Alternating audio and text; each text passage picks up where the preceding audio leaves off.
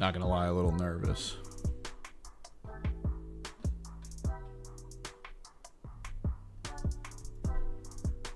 Oh.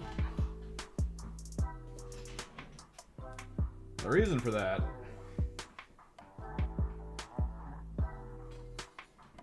is because before stream, the only thing I've done to this airbrush, the absolute only thing I've done to this is hook it to this and put the paint cap in. The paint cap actually unscrews. There's a little gasket in here, so you have to screw it down and in, so you can disassemble it completely for easy cleaning, which seems kind of cool. They decided to send me this. I don't know. Out of nowhere, they contacted me and we're like, hey, we want to show stuff off. So, I mean, it comes out. Let's just run a little cleaner through it. Make sure it actually sprays out.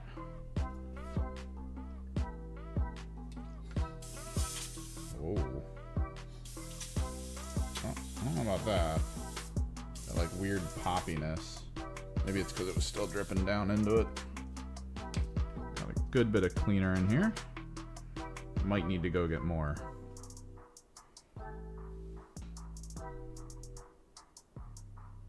Nice. So we're gonna try to record stuff today so I can maybe do a little video about this. But yeah, this is from Gaahleri. It's the Mobius 0.3, so it's 0.3 size. I normally work with 0.5. So hopefully that doesn't screw me up too much. We're gonna try to be as forward with this brush as possible. Now again, I didn't, to be clear, hashtag ad, I'm guessing for this, okay? I'm guessing. Let me turn these lights on. I have to hard guess that this is a hashtag ad.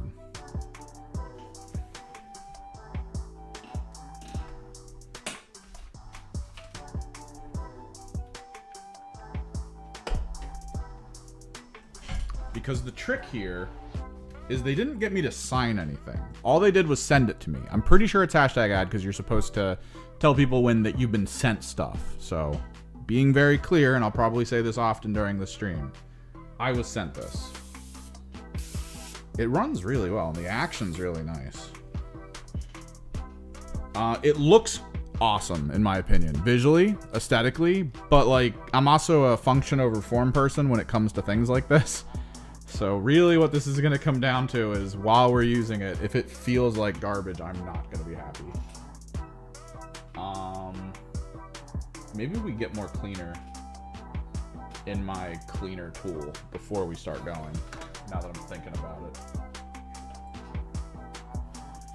Last night we got to the point where we had 10 infractors to paint, and I was like, maybe I'll do them off stream. I did them off stream. So we're going to be painting today.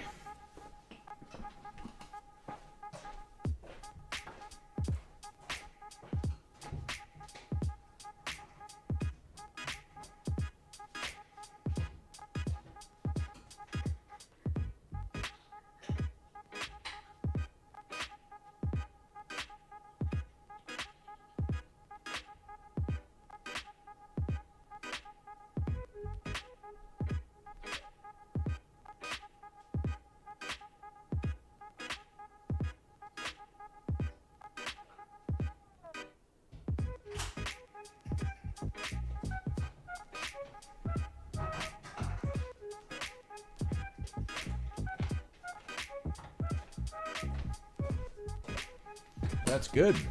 You can post up. Did you post up in our Discord? Did you do the hey, check this out? Are you in our little minis gallery or mini whips? Ah, no, just the blight hauler.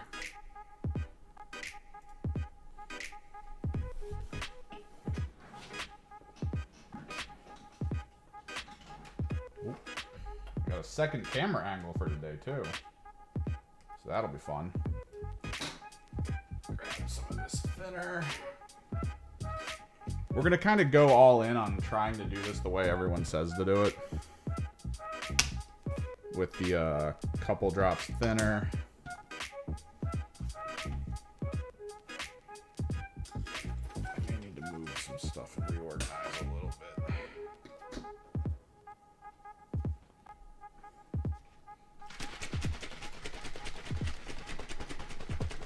I'm realizing after this box, all I'm going to have to do is, I think, 17 models. It's like 1 extra leader. And then 6 flawless blades, and then 10 either tormentors or refractors.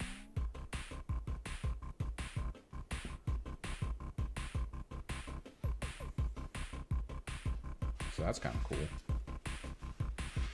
According to their instructions, you just pull it out of the box, you open it. Noticing the seal, nothing's leaking, so that's good. People were talking online, like I've looked up reviews, and definitely look up reviews for this before finalizing your idea on whether or not you want one for your airbrush collection. But I looked up reviews for it in a lot of spots. Oh.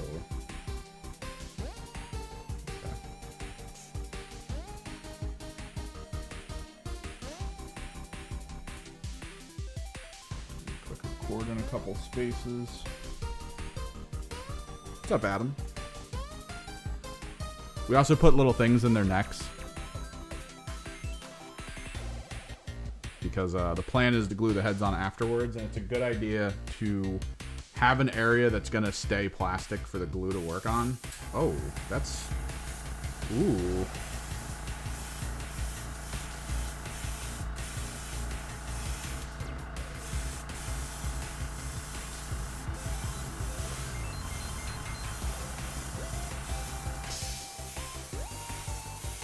Ooh, that is butter smooth. I mean, this is fresh out the box. And it's gonna get hit with a sort of a marathon today.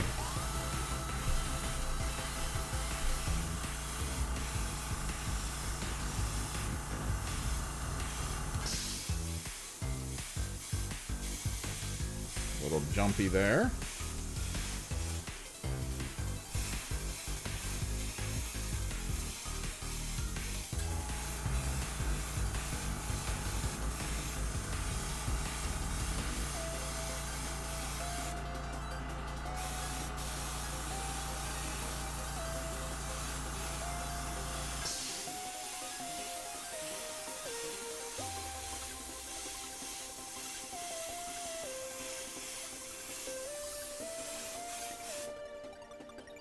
Dude, that one on butter smooth.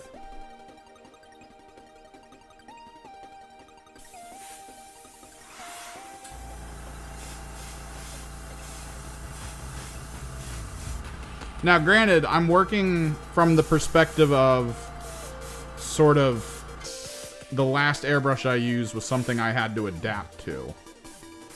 Right?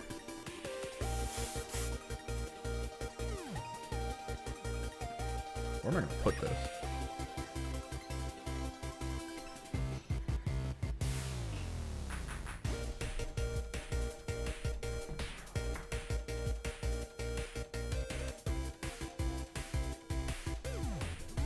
That's not bad. I'm going to set this down over here. Open a window and turn on a fan before I, you know, strangle myself.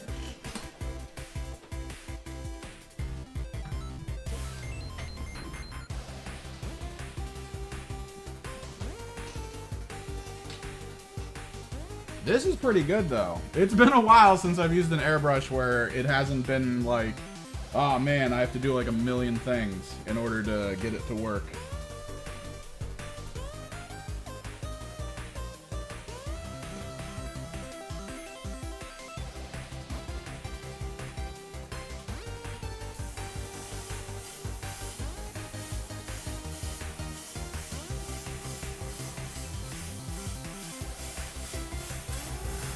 And the trick with it, so my airbrush is a 2-stage.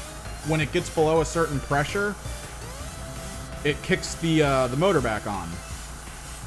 And the trick with this is the pressure that I'm getting out of this feels exactly the same at low and high pressure.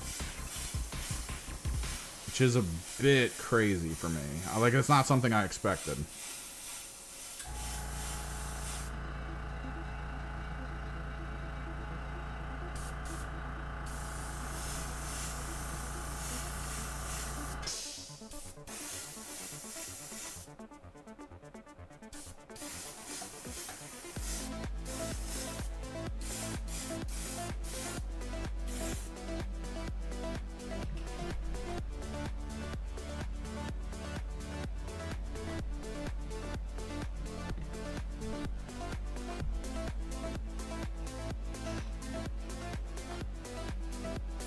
it is tearing through the primer though.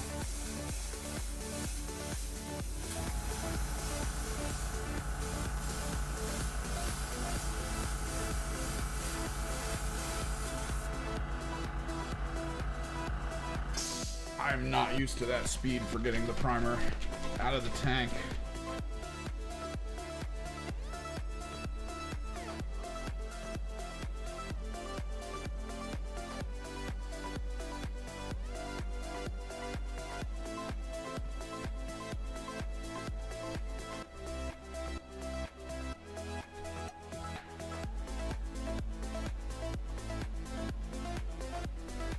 How y'all doing though? I'm having a good ass day, okay? This was kind of unexpected. This doesn't have thinner in it. Well, it has the thinner that it comes with in it at this point. No extra pip of thinner.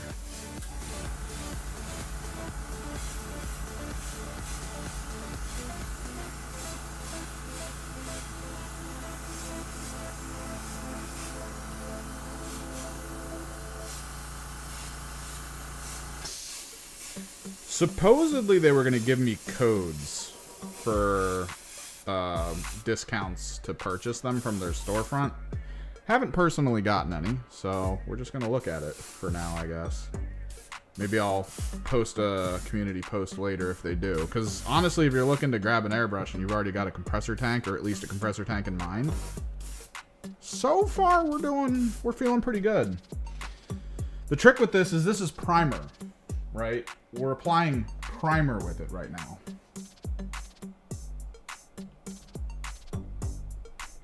The airbrush brand is Gaahleri. I believe I have it marked down in the description. Let me double check.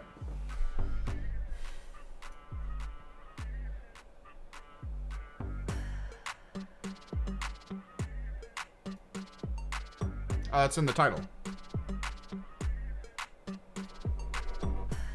Because it's like Gaahleri spelled poshy, I guess, is the way I would put it.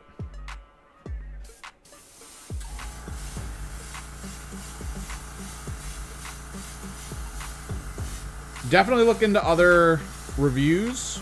I have heard that some people have gotten like bad models that don't work properly.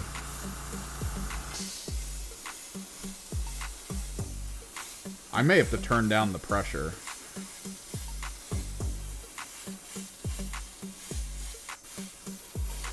Because this is a 0.3 and it feels like a 0.5 to me. Like how my 0.5 was near the end of its existence.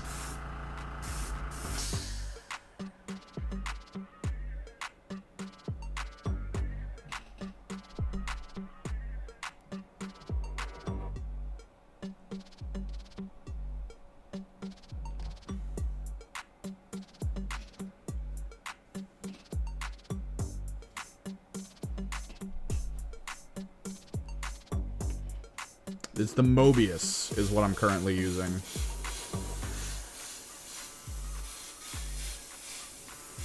We're using the same tank that I used on my prior one, my cheap airbrush that I bought with a cheap tank. Because honestly, 9 times out of 10, the tank isn't a big issue.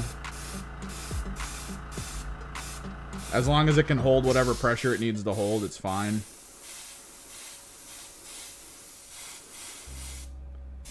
Don't normally need to worry about the tank.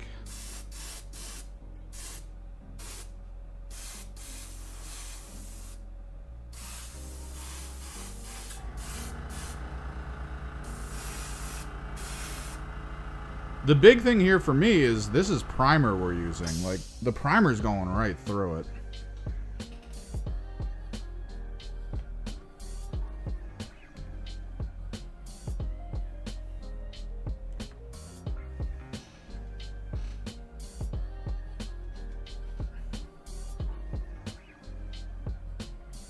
The reason I always used a 0.5 for my old airbrush is because the primer would clog so easily in it, and I hated it. So we moved over to a 0.5 to open the nozzle up enough to do what I hoped kept it, like, clean. I feel like the tank in this, though, is a bit small. I used to, in my old brush, I used to be able to get through like a whole squad and a half on one thing of primer. Now we're on my 3rd refill. We've got 5 units done.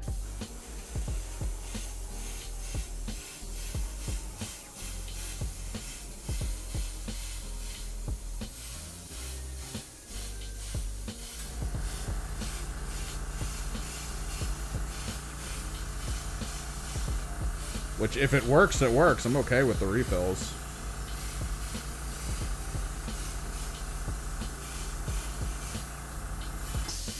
It's getting pretty good coverage.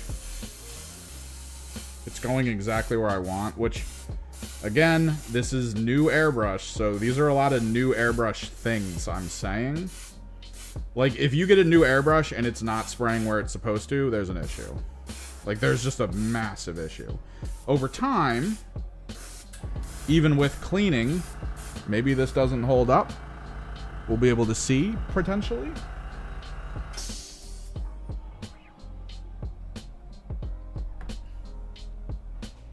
But for right now, it's doing well. And I'm seeing all the models dry, the primer dry, and it's pretty smooth.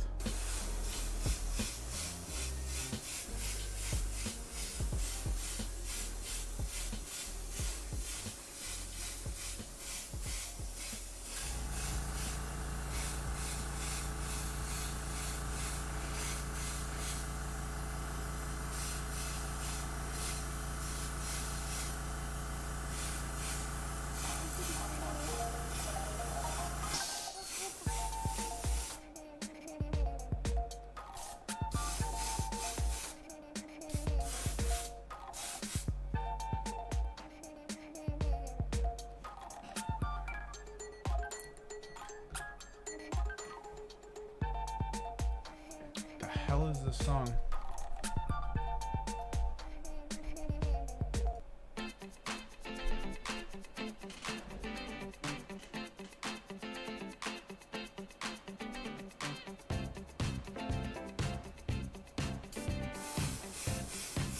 We're really gonna see the quality of this airbrush once we get to the coloring part, though. That's gonna be the big thing.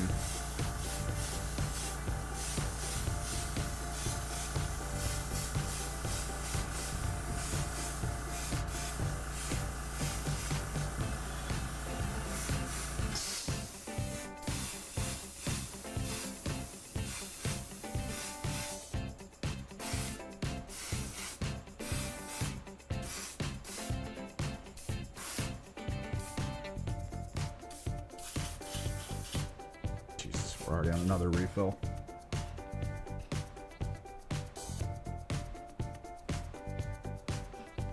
Let me lower the pressure a little bit.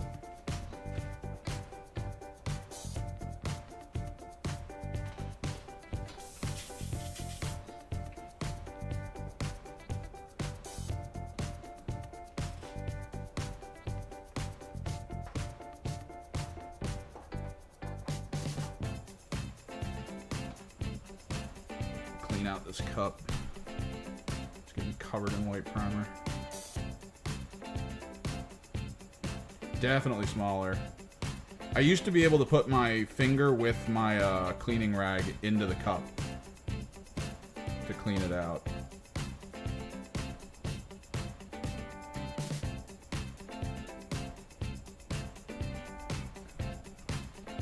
That is not the case here. So small-ish reservoir, which usually isn't a big deal if you're just focusing on like some basic stuff you need to do. It's probably a good idea, that way you don't overfill it with paint and then have it dry too quickly.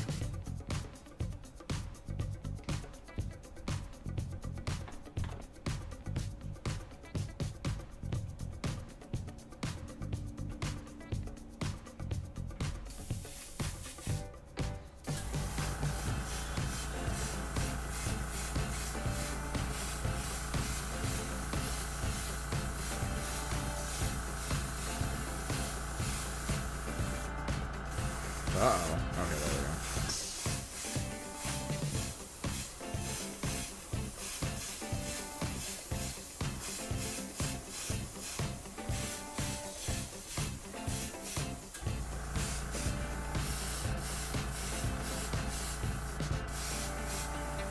Again, I am doing what I would consider a pretty brutal day one with this airbrush. We're doing a lot of priming right off the bat.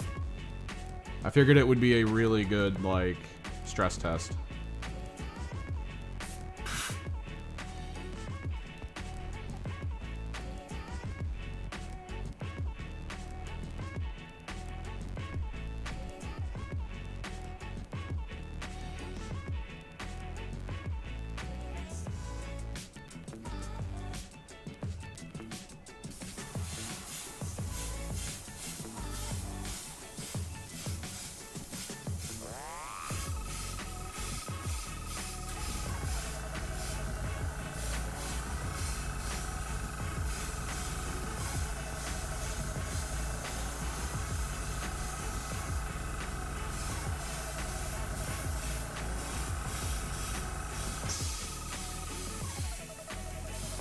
I'm trying to be a little more precise on the trigger pulling right now.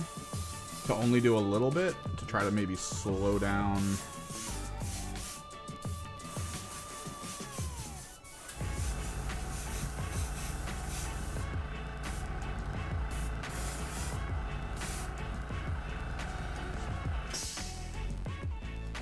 Slow down the use of the primer.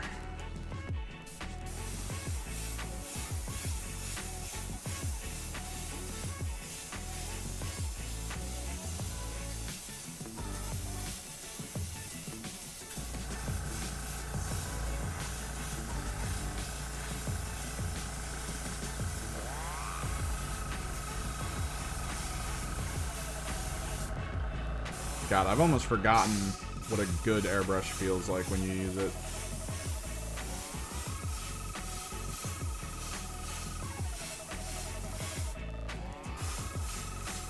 Like, my old airbrush was good for what it was. Hyper cheap. A good first timer airbrush because it did break down a bunch, which meant you were forced to fix it. Like, I feel like there's always something to be said about that. When you're first trying to get into how to use an airbrush, there is value in that airbrush being, like, just good enough to keep going, but also break down enough that you need to learn how to fix it. I know some people feel that way about cars. I don't. Those things are too expensive to do that.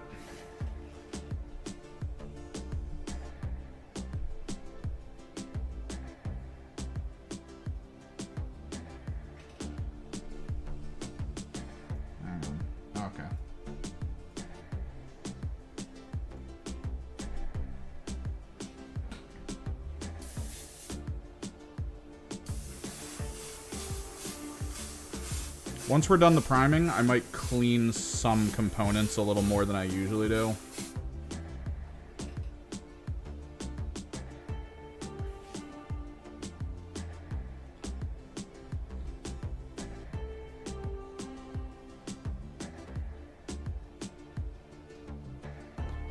Why would you spit a drink on your wait, what? The compressor? You broke a compressor by spitting a drink on it? What was the compressor? My compressor is basically an engine with a freaking tank armor shell around it. My buddy has something very similar, but like single strokes. So like it's either on or off. There's no in between. How does one break a compressor by spitting drink on it? That is wild to me. There's a story there.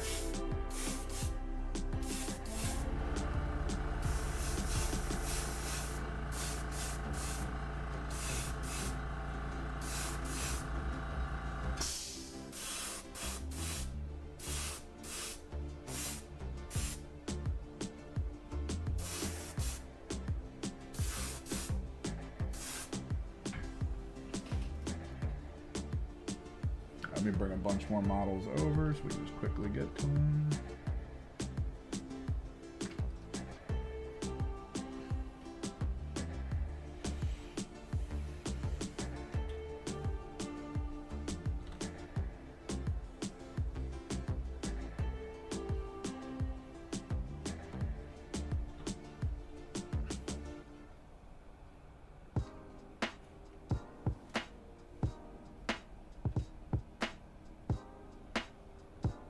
guess. I mean, maybe if it's one of those like vape pen compressors that I've seen people use.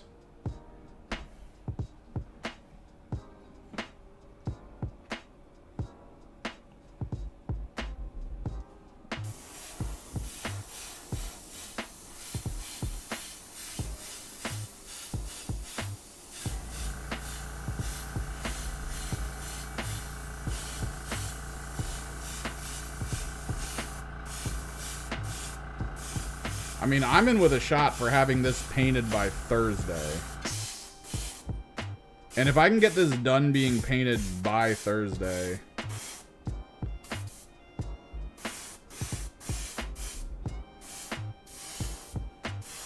I may actually post in the local Discord, hey, who wants to go up against 1,500 points of,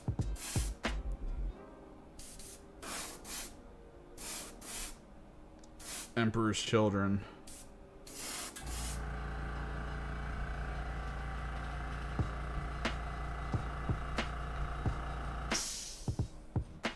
Because I feel there's enough people locally who would 100% be on board. Poggers. There's so many competitive people locally that, like, getting a chance at fighting into at least one list of Emperor's Children would probably be enough to get them to, like, want to go to the store.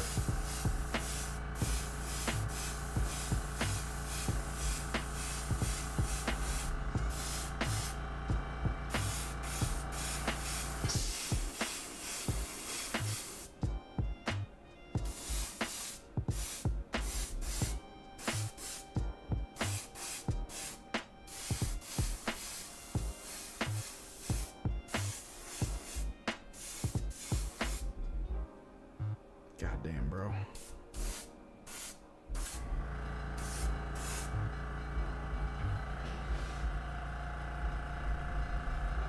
It's been too long since I've had a good airbrush.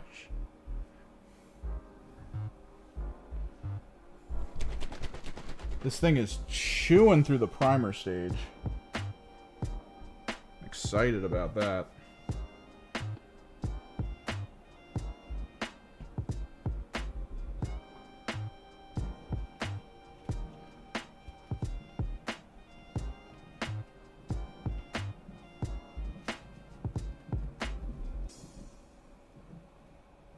I think when it's done, I will take the...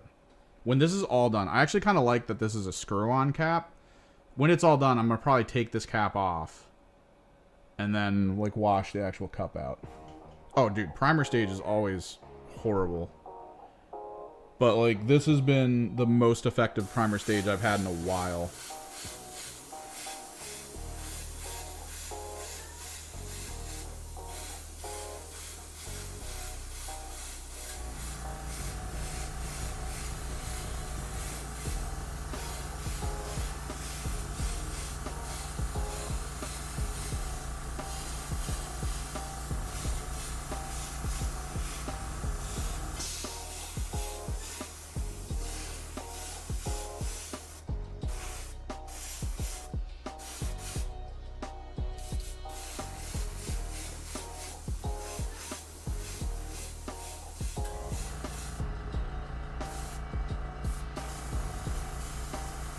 Uh-oh.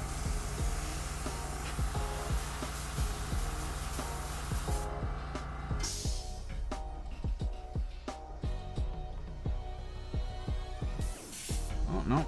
Thought it was a rough patch. I guess it just went through it. That's the thing. I get the whole... Oh, God. I get the whole weather permitting thing. Alright, we're starting to get some clog effect. Maybe it'll work through it.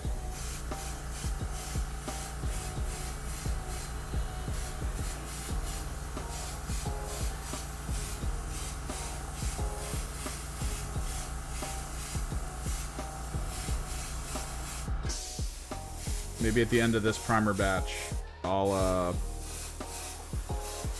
run cleaner through before doing more primer.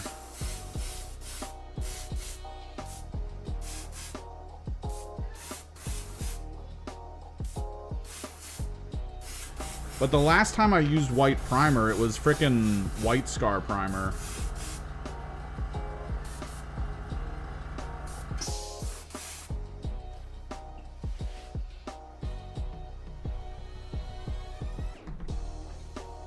And that was the first time I've ever seen primer change color.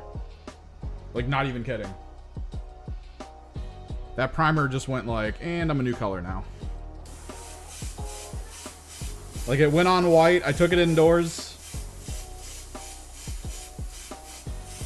Set it down, came back, and then half my models were yellow.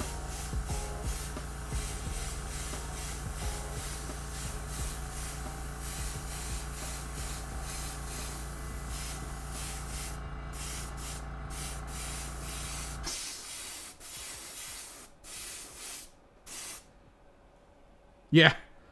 I've never seen that before. Like, at that point, I had only done white primer through Airbrush, but I wanted to, like...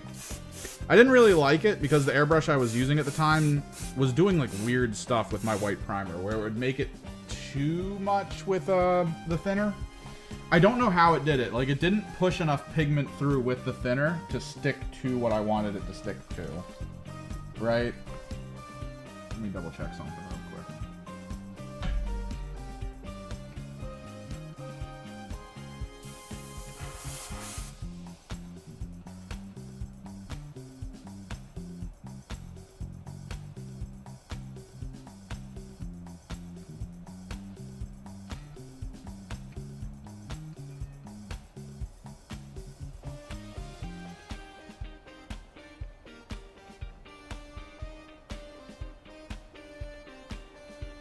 Like, somehow, it just didn't work. So I was like, alright, for white, maybe I just white scar primer and we'll call it at that, and that's fine. I'm not gonna have to worry about it all that much.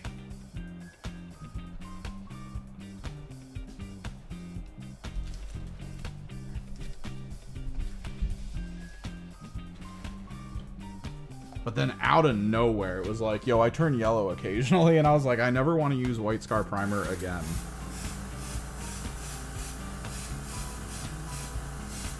There's a reason most of the people at the store that I go to use Wraithbone instead of white scar when they want to use light primer. It's because Wraithbone actually dries the way it's supposed to out of the can. Like, it goes a bone color and you're done. And then they'll use it as a bright if they're going to zenithal and then do contrast paint. It's because they're just not worried that there's going to be issues.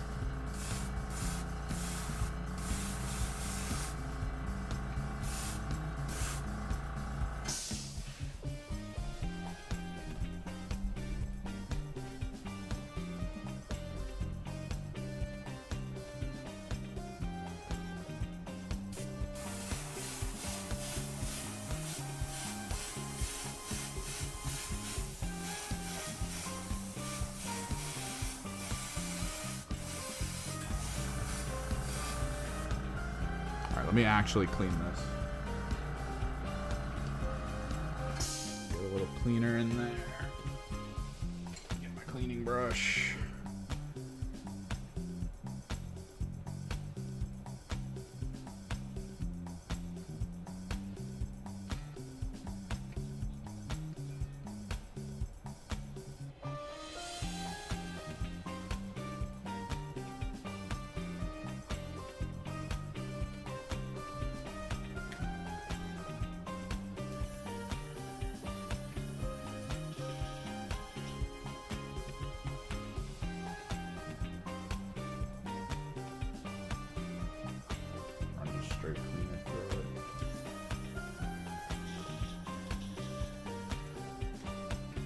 Take a look at the tip of this, because sometimes I have to clean the cap out on my old one. So this is not bad, actually. Just gonna pull that in, clear the top off. Ooh, that is a good needle.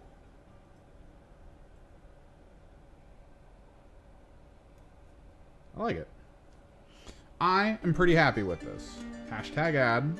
Again, I know that's something I have to do here.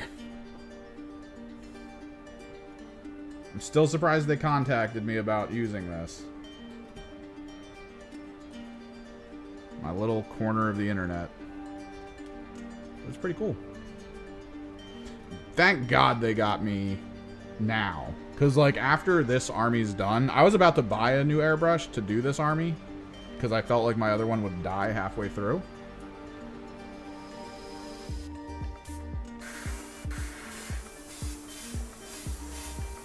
And that was right when they contacted me to be like, hey, do you want to try our airbrush?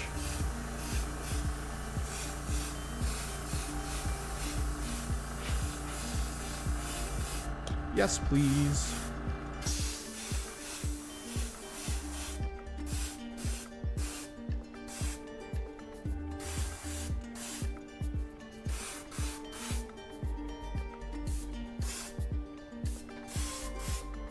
And then after my Emperor's Children, I don't know what our next project for art's going to be, which means we'll probably just hyper fixate on battle reports again, which is good.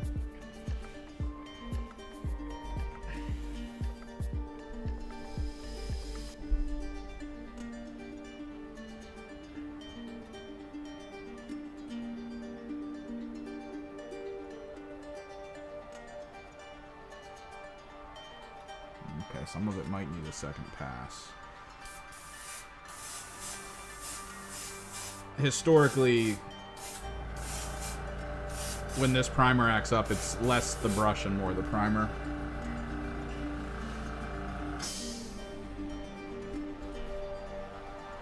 I do plan on bringing back Kill Team, but I also have to recognize that it's like a hyper niche. I do need to expand. Like, I'm not gonna survive off of just Kill Team. Let's be clear here.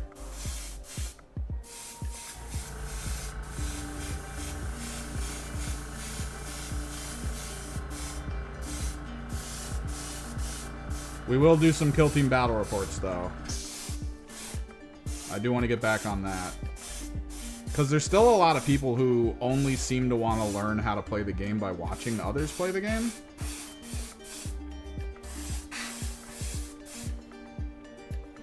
So there's a fair bit of value in at least having some, like, demo games and stuff going.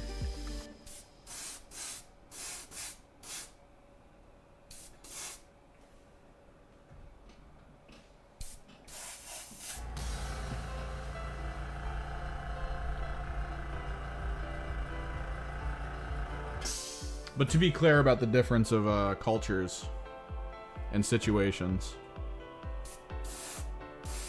I drop a video talking about strategy for teams, news updates for Kill Team, any of that, maybe between 2 and 6K views. On a whim, I dropped the video going over the combat patrol for Chaos Knights and Imperial Knights as a White Dwarf release. I got 10K views in a day.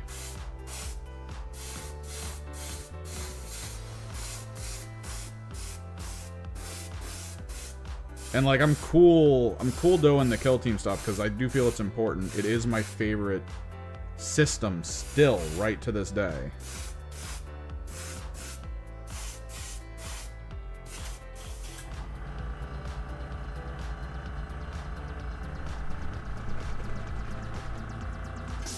But I also got to think about the channel health.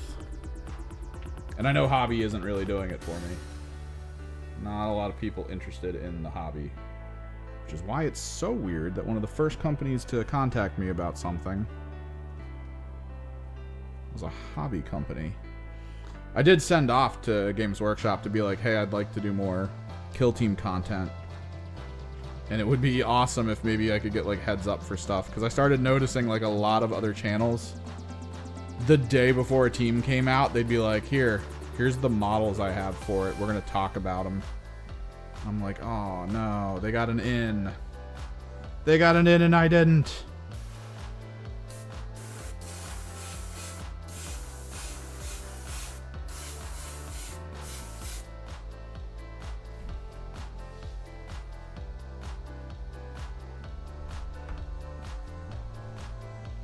So you say that, but the problem with it is it would require, because I don't get those things early, it would require me to buy it, put it together, paint it, and then organize a play session to record it. That's like weeks of work, okay? Weeks. It's not like snapping my fingers and I just have the models and I'm good to go.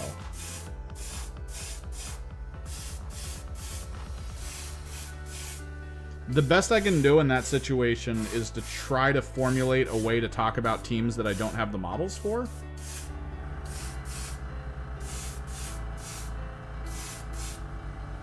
Which I kind of have an idea on how to do. That way I can try to get a video together like the day it comes out for both teams.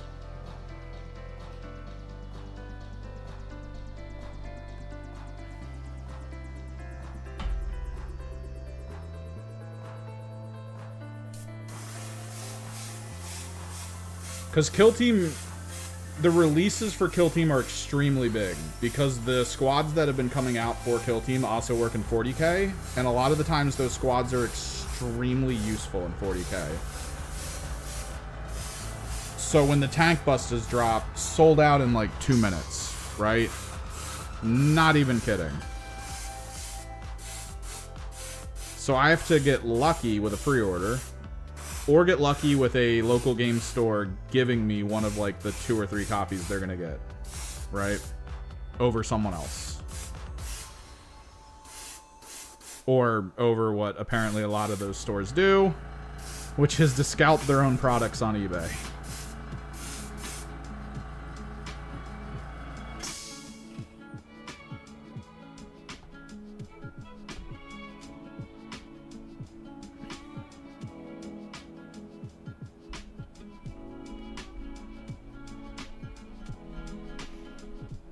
I'm always worried about the cheaply put together video with just a voiceover. I'm always like, but people want so much more. But then I know a lot of the successful channels in this space and what they do. Right? Like I know enough to be like, I don't think people care that much.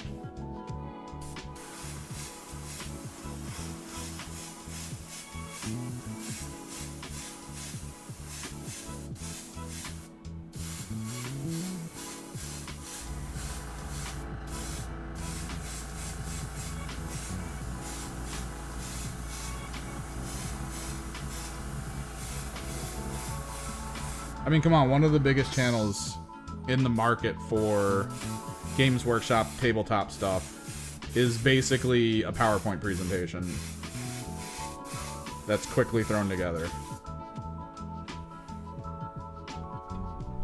And it works, and it kicks ass, and it's awesome.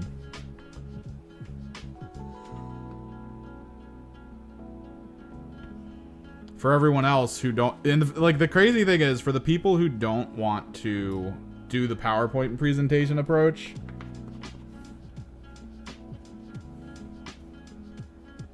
they just go in front of the camera and talk. The talking heads approach.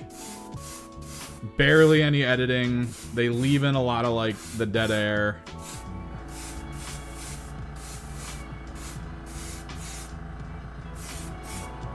And it just works. Like, I feel like that's the dream, right?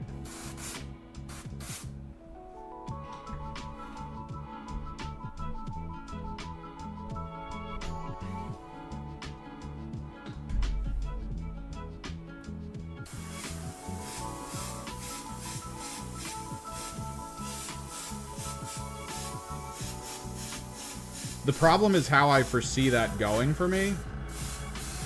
There's going to come a point where you're doing that and you're spending all your time doing it to the point where you're talking about a game you love that you never play. That's the fear for me in all of this. I want to play the hell out of this game. That's why we're painting these guys as quickly as we are.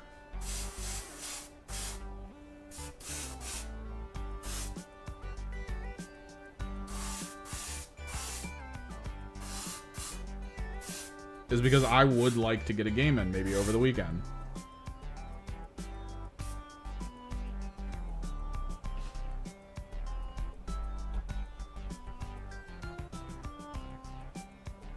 But I think it was like Bricky who talked about this once.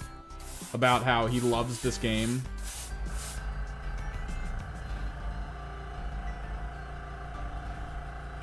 No, it is not.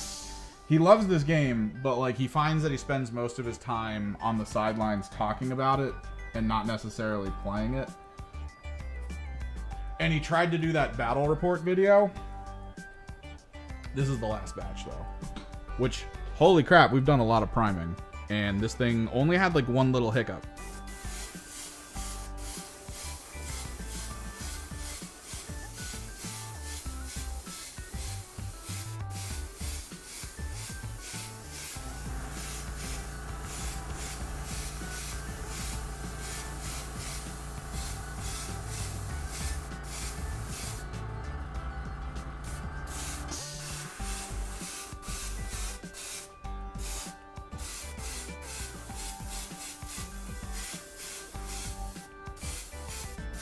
This is a lot stronger of a 0.3 than I'm used to. Again, I was using a 0.5, and I was getting extremely fine control out of a 0.5.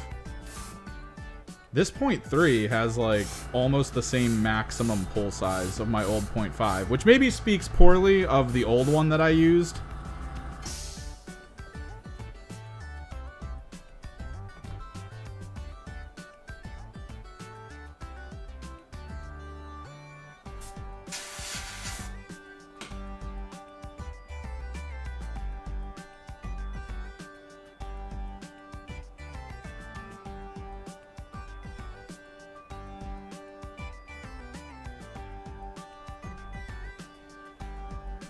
I was out at the art store today and I should have picked up frickin' gloves.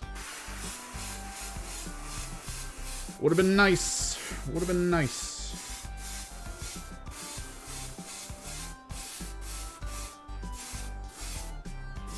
Would have been super useful.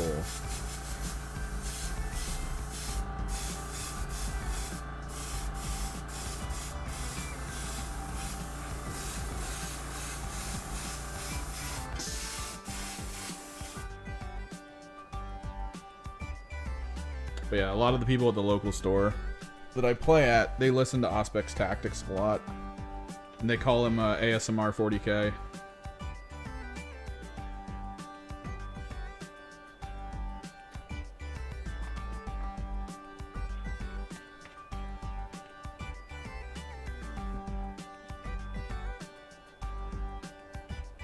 Which I get. I mean, it's good stuff. He definitely gives us the info we need.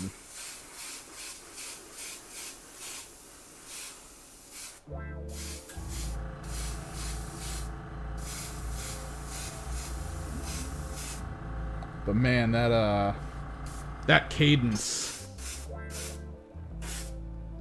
That cadence hits you like NyQuil. Extra strength.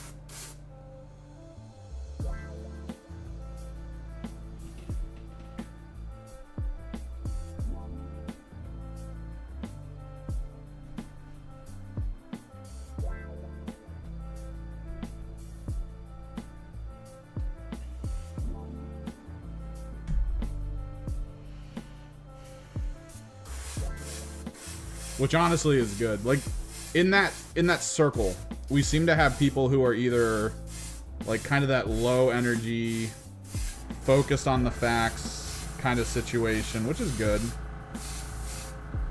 And then we got hype men.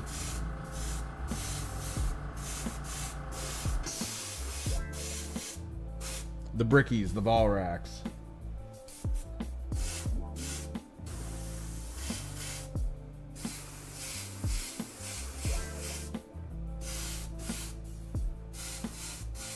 So straight up, it's a good blend. We have a good blend of options for ourselves to listen to.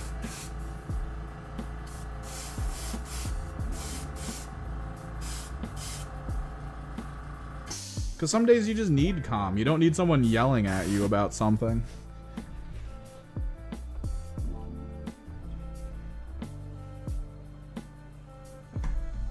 I'm also not really into, like, the hype cycle people.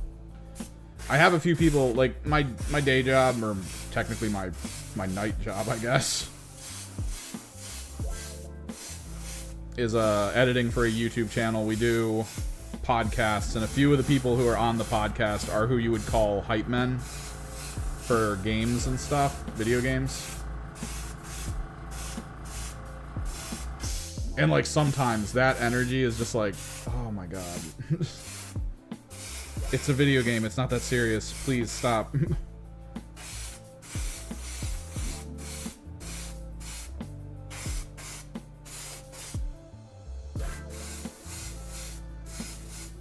Please don't hit me with the same amount of energy I would expect you to hit me with if we solved the world's energy crisis.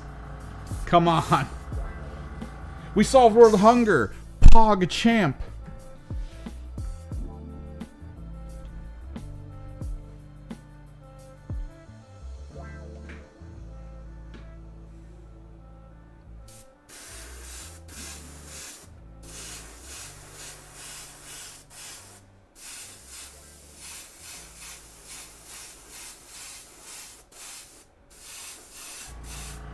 And I gotta say, the burns from Hype Cycle are always so ridiculous. I fell for it too recently.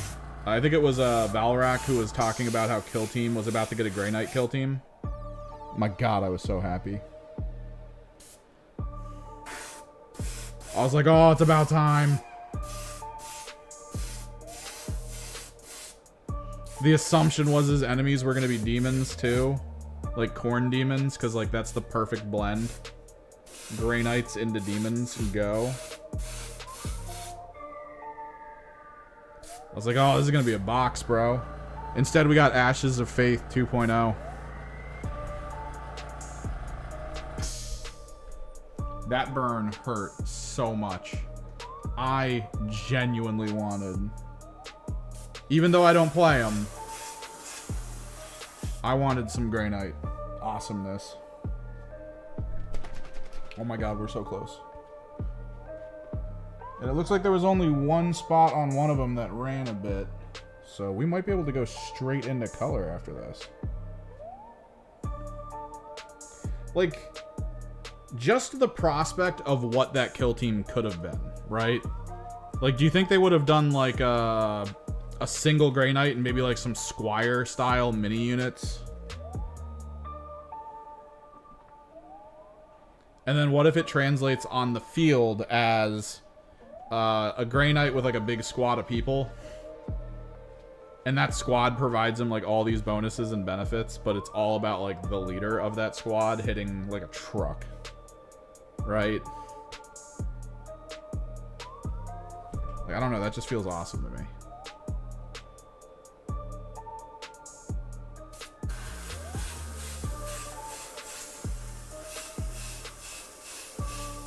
Or maybe it's kind of like a team buff thing.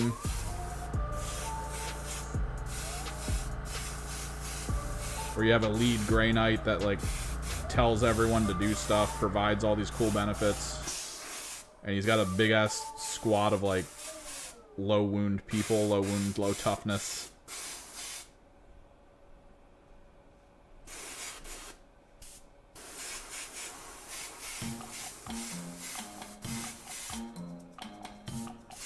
This airbrush can feel that we're getting to the end.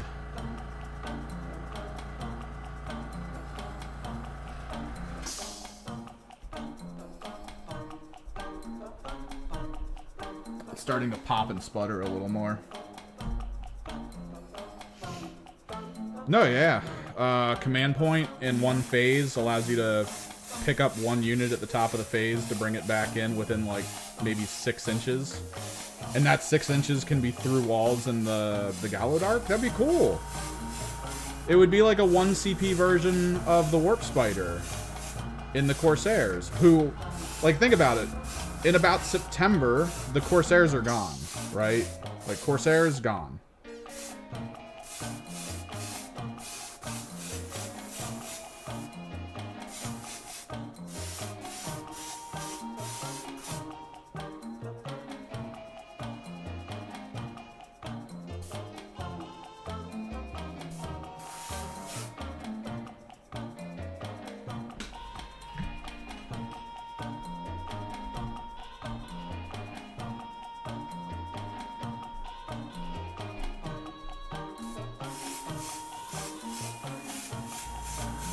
I'm gonna really miss their mobility. Like, what makes them special? It's just gonna be gone.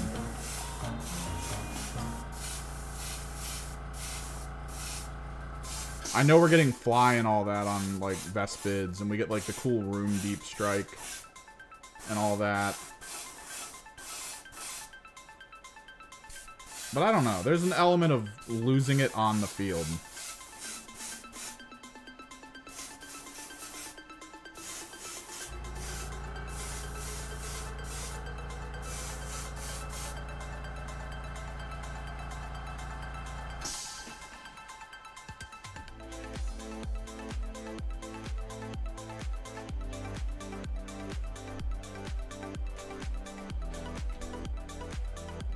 Still deciding? What kind of things are you into? And, like, are you looking to play...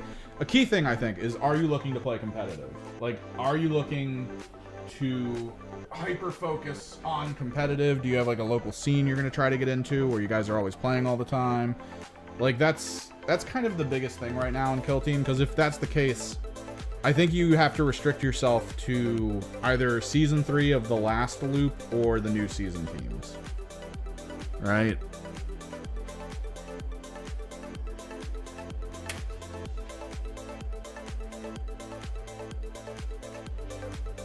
That's kind of the key. I mean, we're doing Vaporwave over here. These are Vaporwave stylized Emperor's Children. Things are about to get bright. I might have to turn down the f-stop on my camera.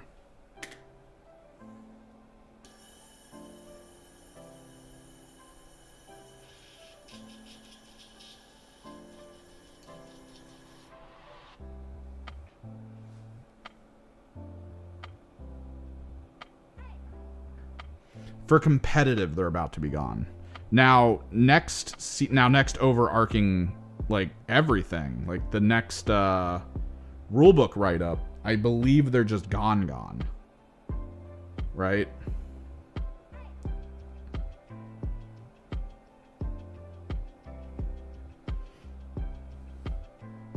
Potentially, unless they decide to bring them back.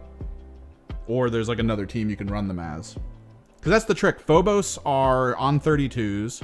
You could probably run them as almost any Space Marine team. But check us out, right? Let me run one more thing of clean through it.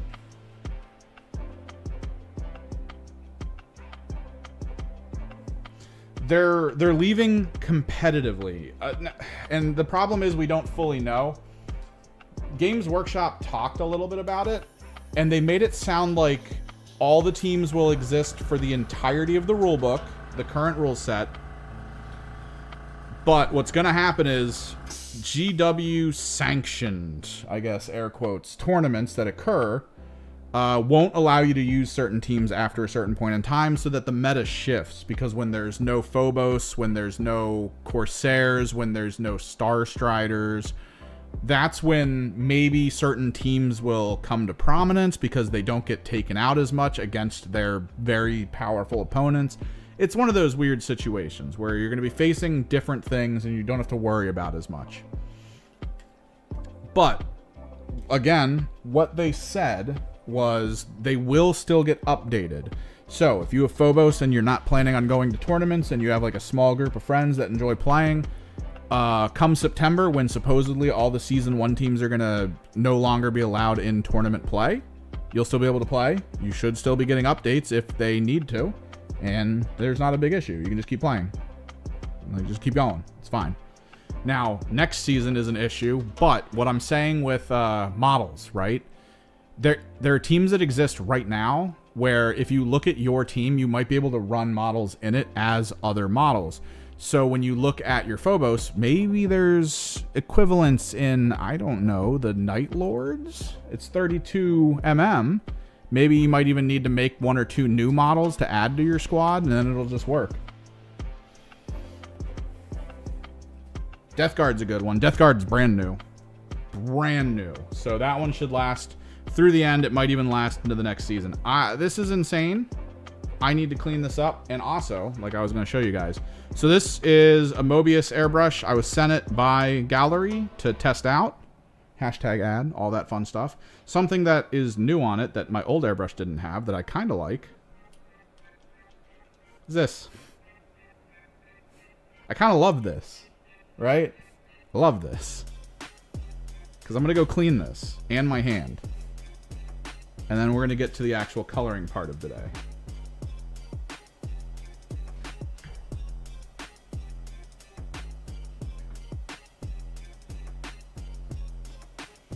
They also kind of hinted that those teams might even come back, right? Like, it's weird.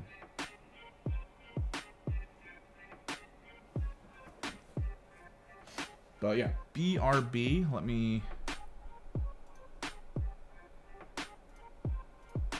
Yep, BRB.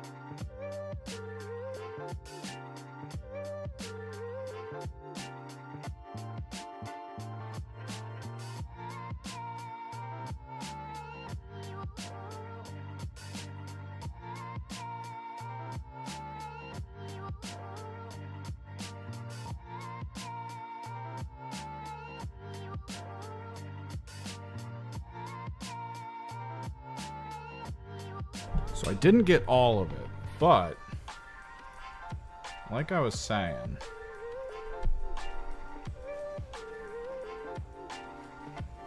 okay. Oh, are you new? Hang on. I can show you the scheme we're going for. So I didn't get all of it, but occasionally what happens, especially with my old brush, the primer kept sticking to the inside of the cup. And I couldn't easily get it out because, I mean, it's in a cup. You have to, like, put the whole brush in a freaking sonic cleaner, and then that doesn't even get it all. But at least with this, I can remove the cup and do what I need to do. I kind of like that. Although, I will say that means this little gasket in there is doing the Lord's work.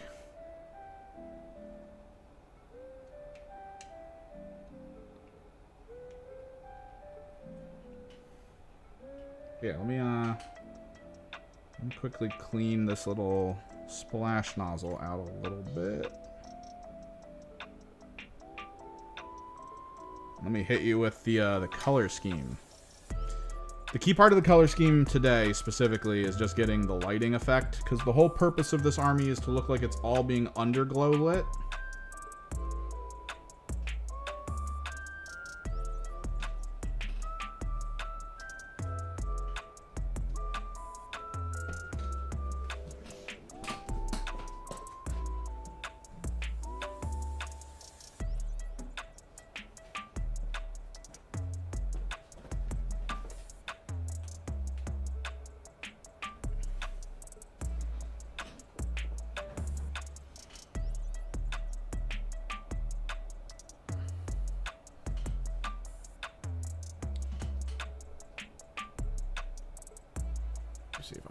to zoom. Yeah, it's fine. So the base is going to be this bright pink. It's going to go into a cobalt color at about the mid-waist, where it then turns into purple, like a fluorescent purple for their new armor, and then we non-metallic metal the gold on top of it.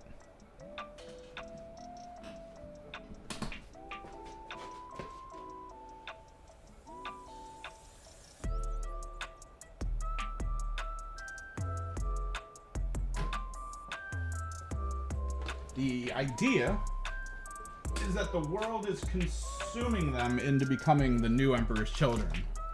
The pink and black look.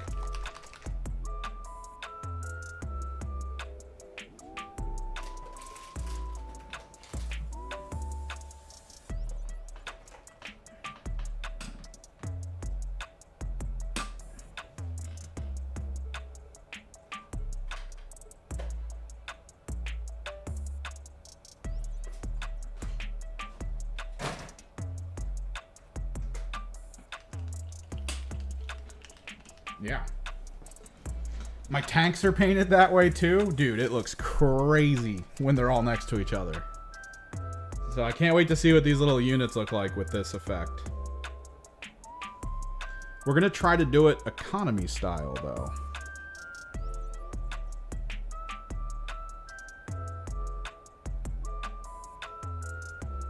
I'm going to actually use the restrictor. Stop me from pulling the whole way back.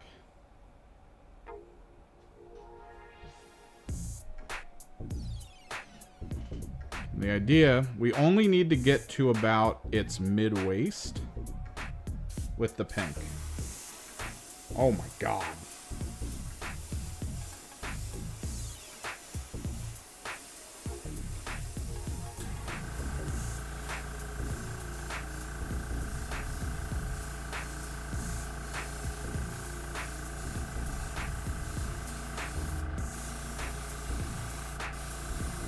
Restrictor works wonders, boys.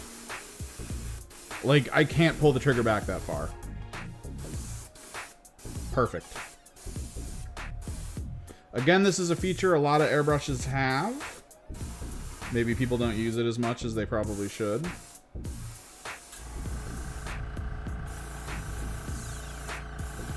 But yeah, works perfectly fine here.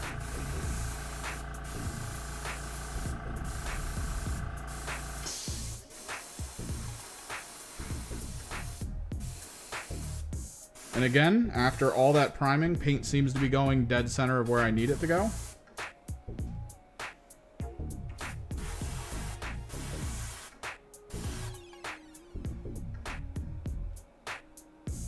So it's beautiful.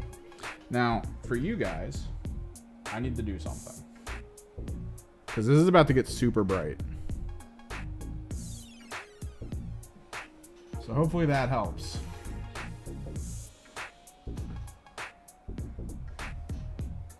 Hit. This is Golden High Flow Pink. Golden makes a line of like really liquidy colors. Like they're designed with thinner already built into it. It's meant for airbrushes. It's very small pigment. It's great.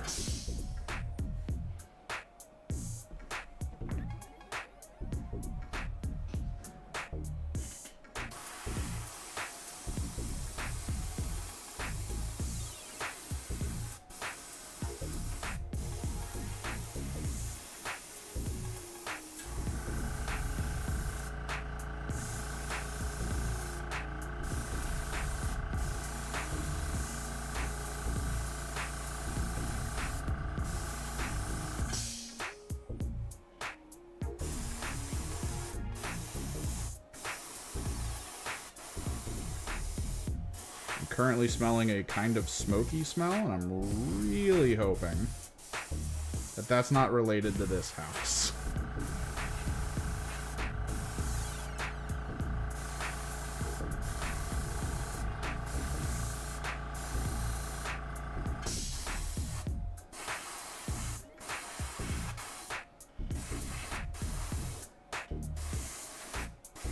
A lot of what we're painting on right now, I do have corrective paints for, so if I don't get everything, it's not that big of a deal.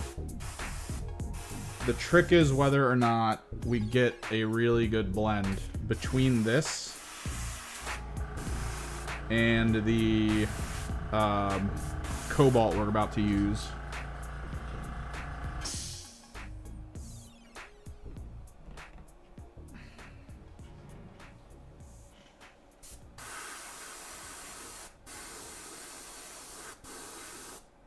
So something I'm liking about this pen that my old pen used to do, but over time, you know, with age, pens kind of stop doing what they're supposed to do. For a while there with my old pen, when I was done applying color to a surface, I had to do this to the side to get any extra pigment out. So that when I went back in to start painting again, I wouldn't hit what I was painting with like just a ton of random color. Like big blobs of pink that would easily stand out. That was actually a problem when we painted our Land Raider. There was a spot that I noticed just after we finished where there was just this big blob of purple in a pink area that I did not want. That pissed me off so much. It took me so long to fix it.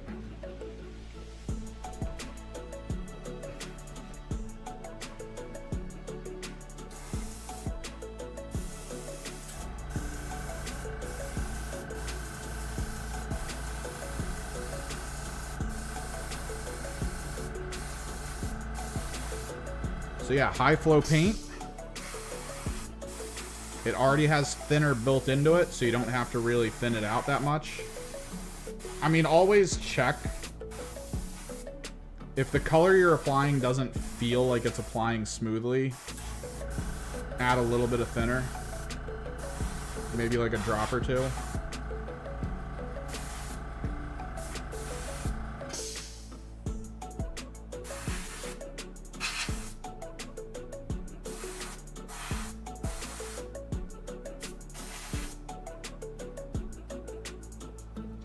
Yeah, I mean, it makes a habit, right? It's kind of like if your car has a quirk where it won't start if like a door's open. You just make sure the door's open or the door's closed, right? Like, you probably should figure out why it's doing that, because that might be very bad very soon.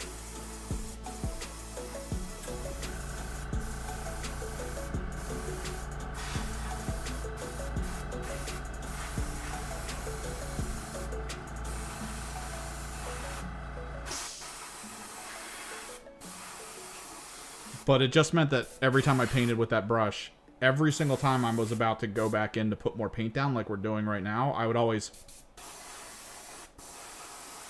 And I feel like I'm going to catch myself doing that, which I just did it, with this brush. God, I keep... Okay. I mean, it's probably not a bad thing to do. Because you don't... When you do this, you're not pulling back on the pin to get the paint to come out. You're just doing it to clear any paint that might be next to the pin. So, like, you're not losing anything for doing it. It's, like, not the worst.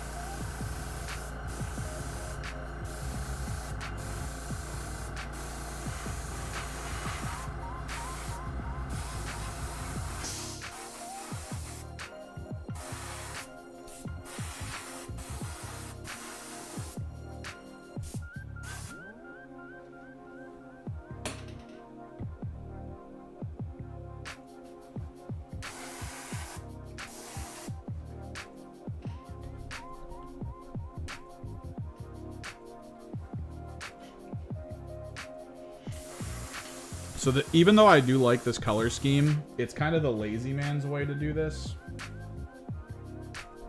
Because if you saw on Fulgrim, the areas that are pink don't really have any, like, effects or anything going for it.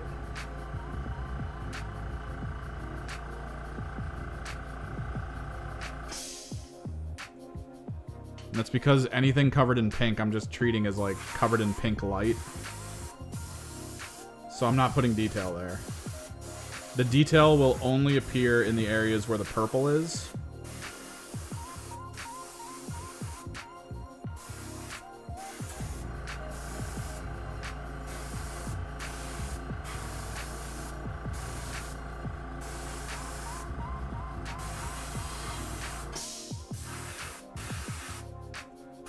So yeah, kind of lazy. But lazy in a good way. Lazy in a stylistic way. God, this is so bright.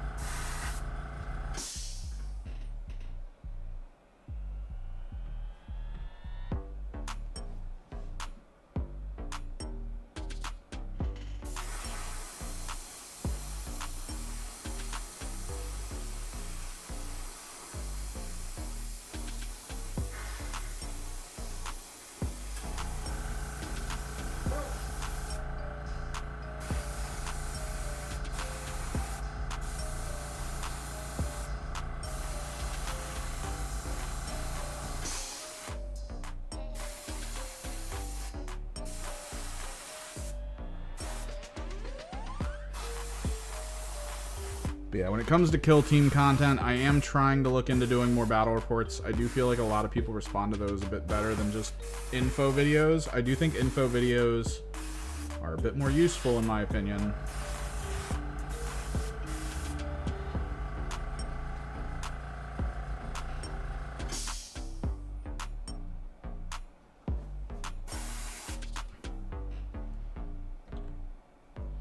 To a lot of people I've talked to, their preference for learning how to play games is watching others play rather than hearing people talk about the rules. Which again, a little weird, but okay.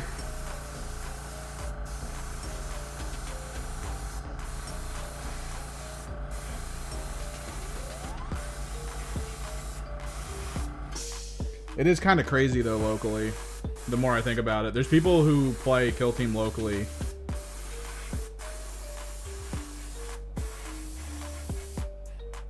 who I've talked to and they're like, oh yeah, I found this YouTube channel, Kimmerich Project, and I'm like, yes, the fact that I use a little guy on my screen takes a lot of social pressure off of some people. Solid.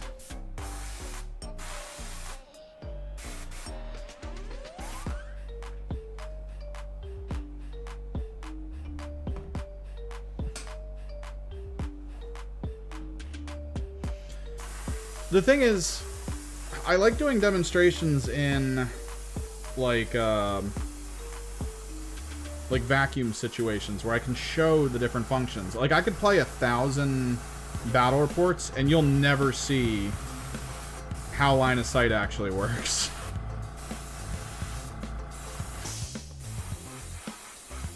Like, it's easier to try to run down as many in one go. How many like different possibilities for line of sight could occur just conversationally. Just this is how it works. These are like 30 examples we could go through.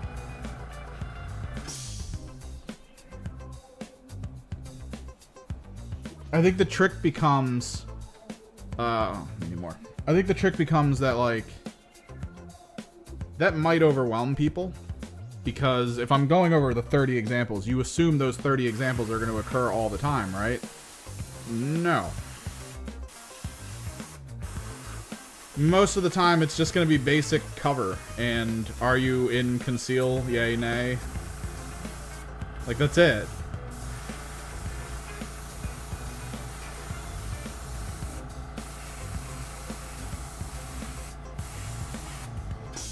A lot of maps probably won't even care too much about, like, a lot of the weird nuances.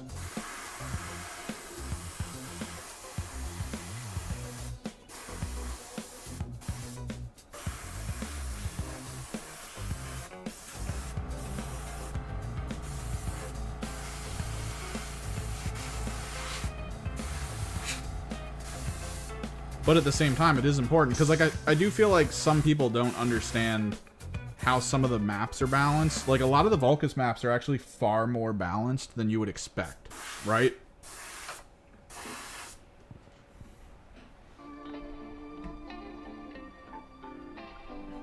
Like, anytime one of the sides of the map has, like, the 3-story on it, and there's, like, a big piece of terrain in the middle, like a big stronghold piece in the middle, you need to ask yourself, why is it designed that way? 9 times out of 10, the 3rd-story side of the map isn't going to be able to fire on anyone on the opposite side of the map, like the cross side, without giving them obscured, because there's a big stronghold in middle that they are firing through. And Stronghold is very difficult to do damage through. Or Obscuring is super difficult to do damage through. I could see why they changed it from Cover and Obscuring, because that was also, like, a big thing in that map.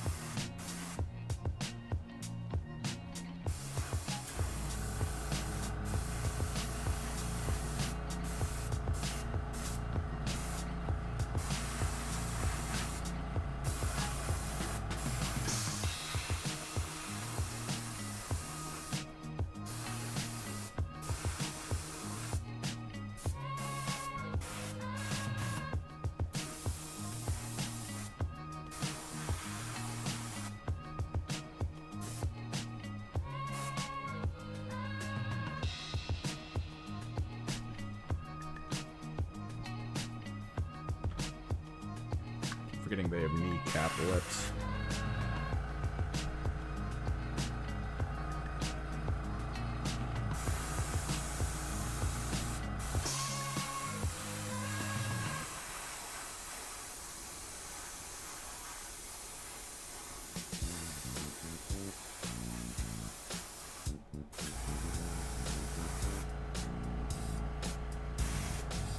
God, this new airbrush makes me really want to take on more projects.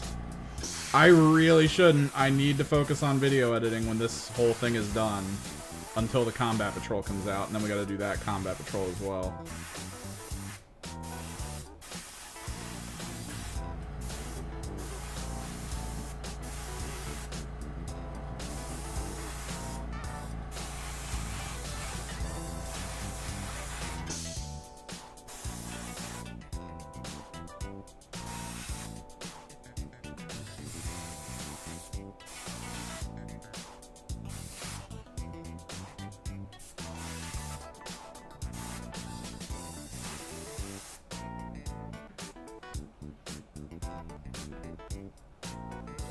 But like the smoothness of the paint application, so good.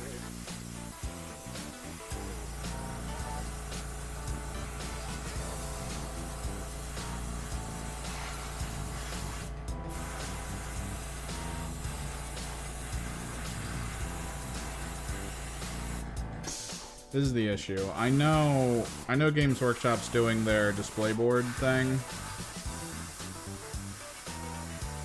Do we know how long until, like, the cutoff for that? I might need to double check.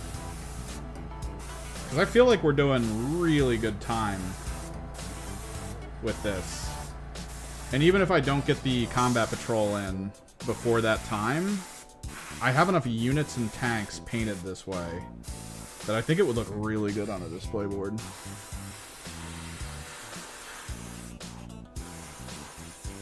Which, if I'm not mistaken, I think you win a combat patrol.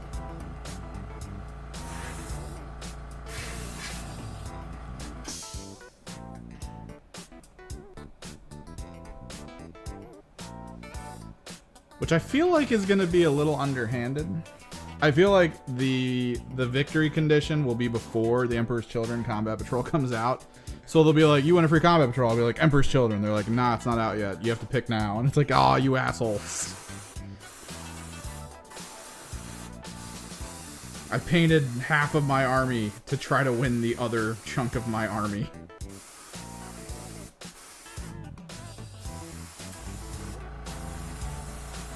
Now that's content.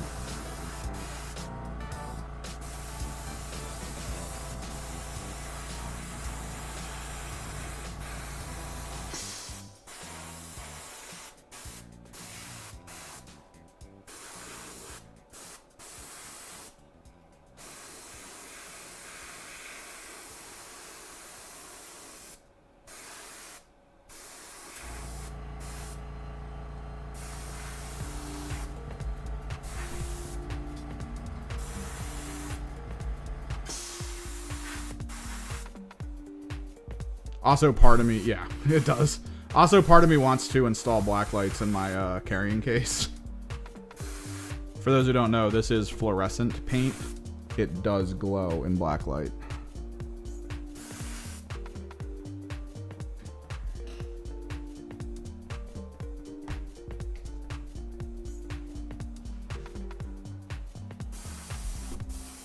We even use fluorescent paint for, like, the energy sources. Anything on here that I'm going to deem a source of energy, we're going to paint fluorescent yellow to orange.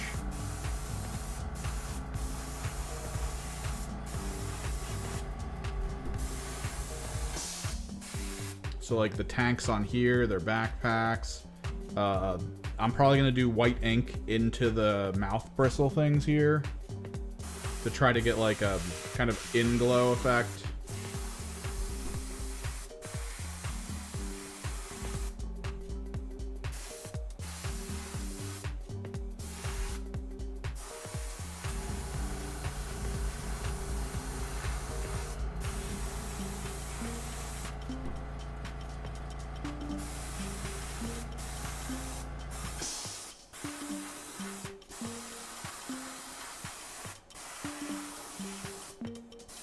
A secret, chat? My airbrush is down at my feet, like my tank. The actual compressor for it. And it's one of those, like, compressors that holds a whole metal tank for the air to flow into.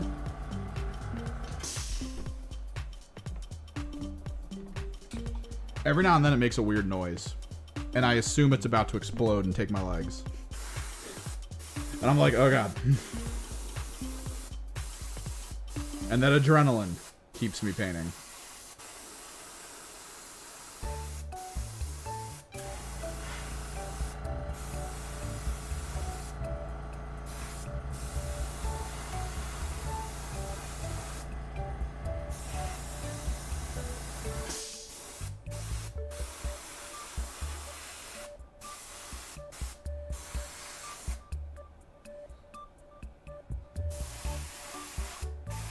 For many of you, I may have unlocked a new fear.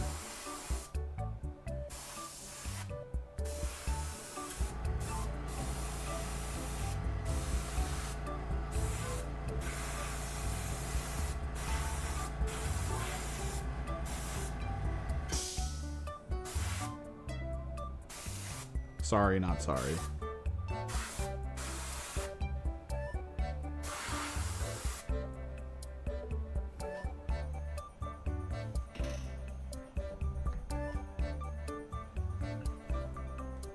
thought your PS4 was gonna blow up. I feel like people had more of a fear of like their Xbox lighting on fire. Like their Xbox Series system. Because people would blow vaporizer smoke into it and then turn it on. And post on TikTok, hey, what's wrong with my Xbox?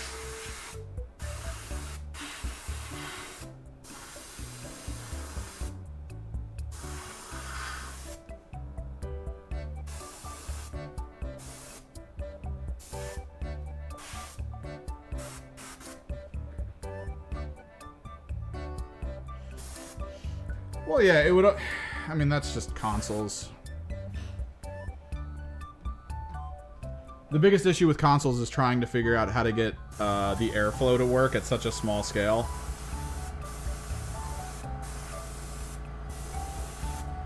So they do things that are less than ideal. Such as creating a giant brick of like cooling metal. And then running fans at like 8 million CFM. This is fine, right? I think about that. Every single time I'm on my gaming podcast, I feel like usually the concept comes up of, oh, well, console players should probably move to PC. And then people start talking like, oh, I hate PC for this, this, and this. And all I can think is, my PC's on right now. I don't hear it. I go over to my friend's house, and he's playing his PS5. And it sounds like his house is running on diesel. Like... I'm telling you, if that's the tabletop experience... Or if that's the freaking TV gaming experience, I don't know. I don't know if I want it. I guess that's why a lot of those gamers are moving over to headphones.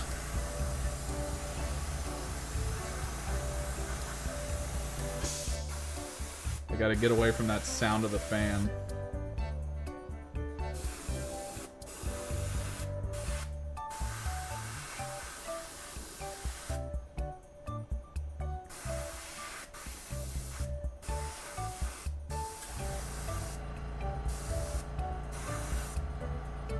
What's up, Francois? We're trying out a Gaahleri brush. The Mobius. Hashtag ad. Because they sent me it.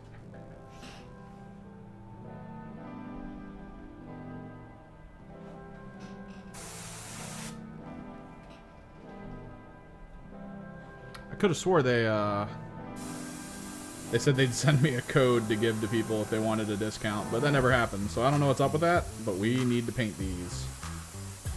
And they told me I could just use it, so here we are. Living our best life. Ooh! Phantom Titan. Wait, armor cast.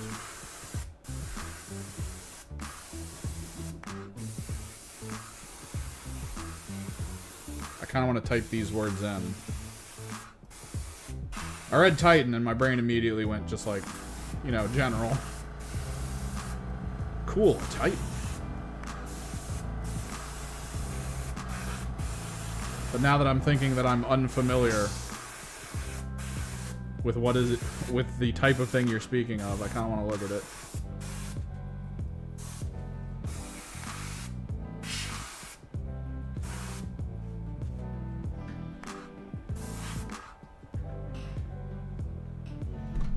Let me go look at it. Set this aside. My hand!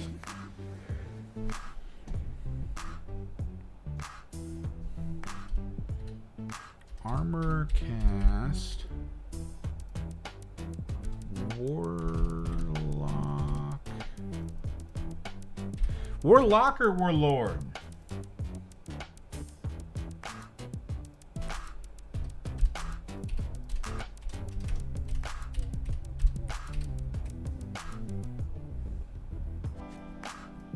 Elder Titans. So yeah, this is the old Eldar Titan. Ooh.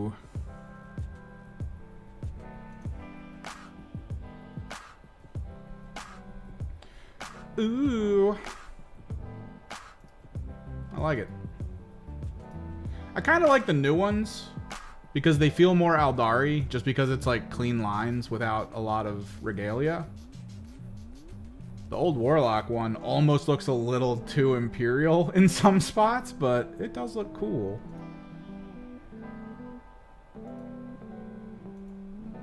I always love the Aeldari Titans because of their the back stocks that they get.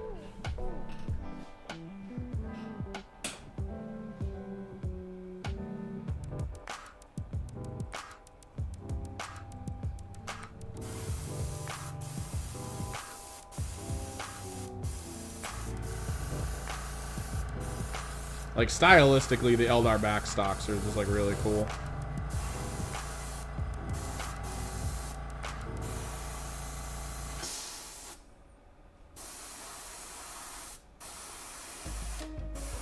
Probably one of my favorite things when I put together my Corsair kill team was the different bone, like, antennae stock things.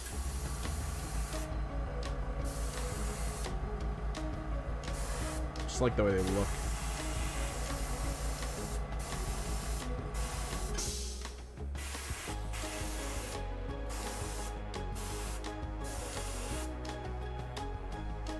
They're not like vents, though.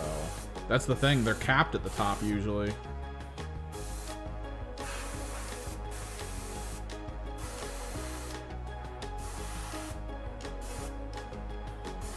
It's more like a, almost like a power supply. Like that's where they put all of the souls or something into it just to keep it going. Kind of in a way. Like, it just feels like that.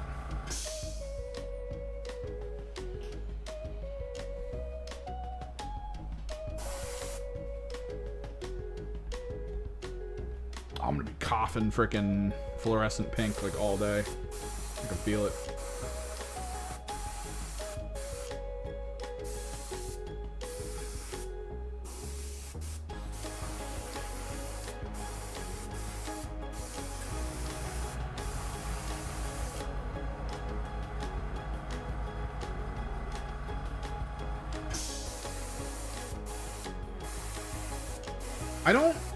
Personally, I don't really like the look of most Forge World Titans. They don't, like, I get what they're supposed to be. I get, like, why they exist. I get all that, right? Like, it's fine. This isn't me knocking on people who are like, I like Titans, I wish to purchase Titans. When I see a Titan, I'm looking at it from the perspective of how do I apply this to my army that I already own to, like, stylistically match things. And most Titan-sized mechs, like most of the Titan-sized models, do not have the detail I would want to match for my army. Like, I feel like I would need to spend hours, days, applying elements to the Warlord Titan or whatever to be like, now it looks like my Thousand Suns army, right? Like, I'd have to figure out the green stuff. I'd have to flatten it. I'd have to cut it. I'd have to shape it and make sure it stays square and flat into the shoulders to kind of match how the stuff for the Thousand Suns looks. Like, there's just a lot that I'd have to do to get it up to par with the visual aesthetic of an army I might put it next to for, like, I don't know, a display board or something. Because if I don't, it's just so flat. And I get that, because technically, Warlords and stuff are kind of like old tech, right? So they wouldn't really have a lot of the visual and aesthetic things that the new stuff has. So, like, yeah, sure.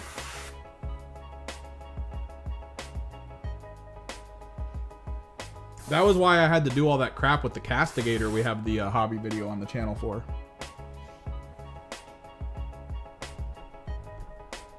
Because even the Castigator kind of looked like crap. I wasn't happy with how the Castigator looked at all.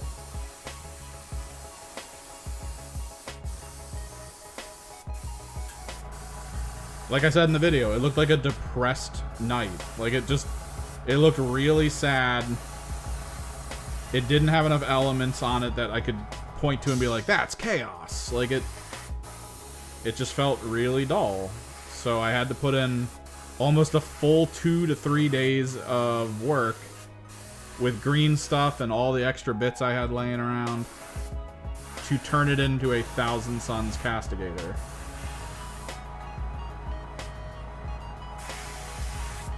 And I can only imagine the effort for the Warlord, or even like a Reaver, honestly.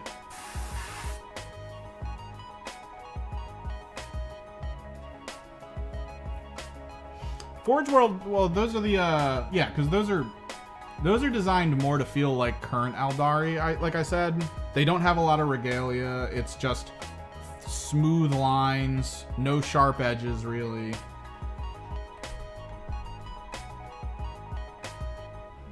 Which, I mean, that's modern Aeldari.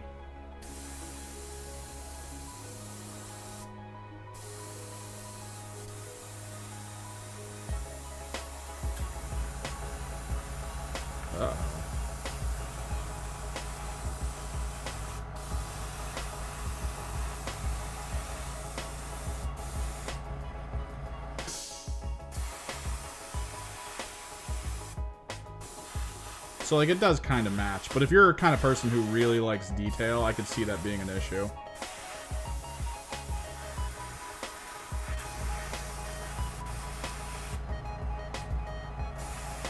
The last Thanksgiving we went to, one of the guys did have one of the new Forge World Aeldari Titans. So we got to fight that.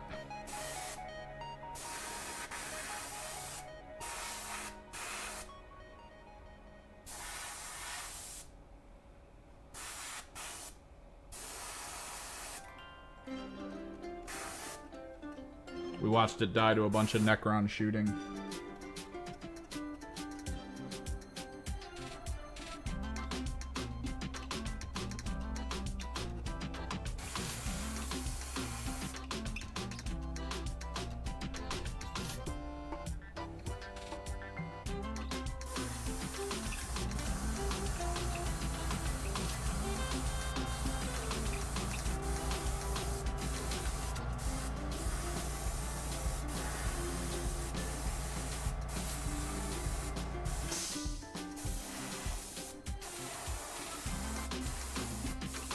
So I love that I'm painting these Emperor's Children. I love that I'm having an army of Emperor's Children. This is all fantastic. Every time I try to play melee in this game, I realize I don't have the mindset for it. Like, I don't know when's the best time to go. I don't know why it's the best time to go. Sometimes I get lucky with my Gene Stealer cults. Sometimes I don't.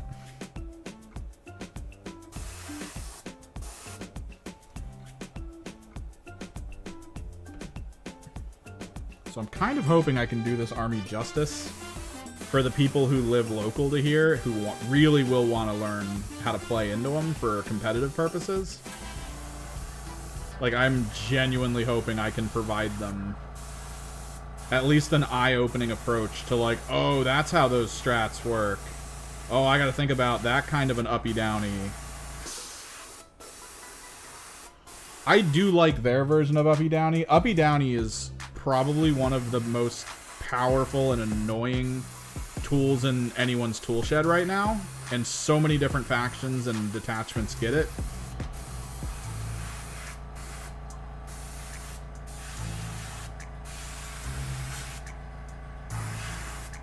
There are 2 detachments, last I checked, in Emperor's Children that get it. The one I'm using, Mercurial, they get it.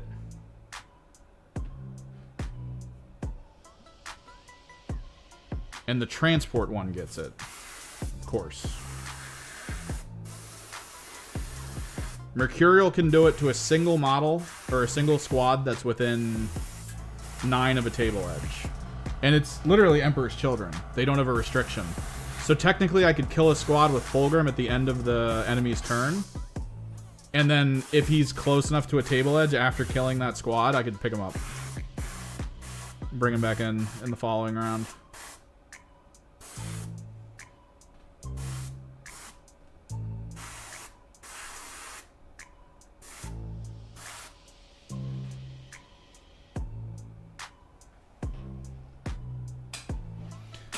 That's the thing. There's not enough Melta.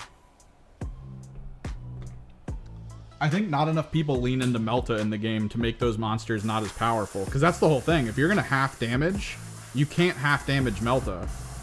Melta just dumps a squad next to you and just goes, oh, half damage? That's fine. Half of 5 is 3 for you, and then you still take 4 that you can't have.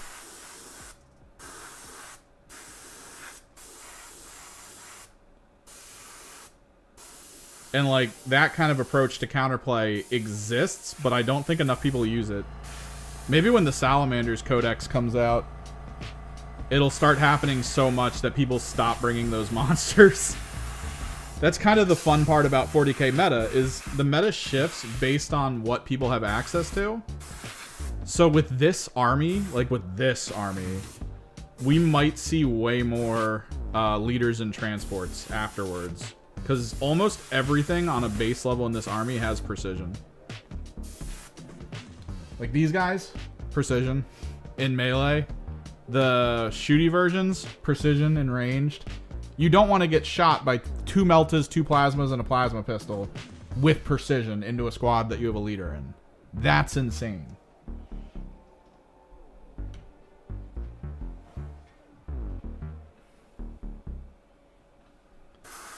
And precision isn't as big as it probably should be. And then these guys are going to make it huge.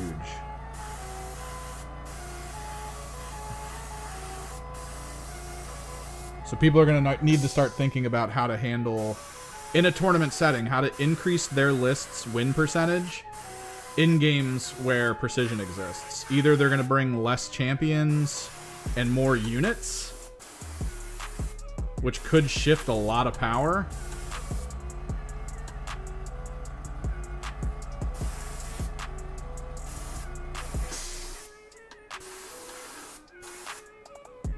Or so if you want me to kill Psychers,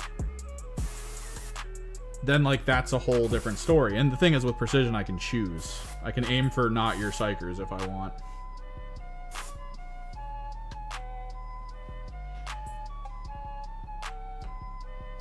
But I feel like there's a lot of armies right now that exist where it's like, yeah, I have this super powered big name character in this squad.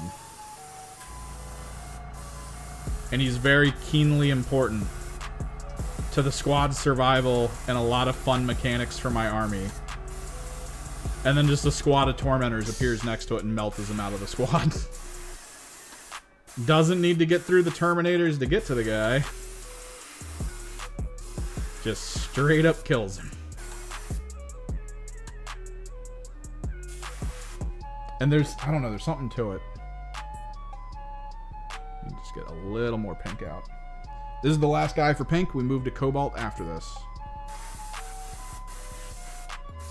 I'm super excited to think that we're going to get the airbrush parts of all of this done today.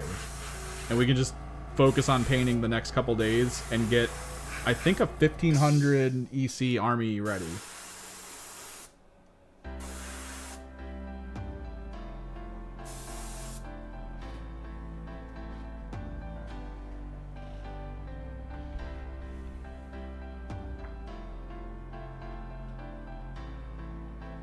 That's the thing, yeah. So you got the Victrix,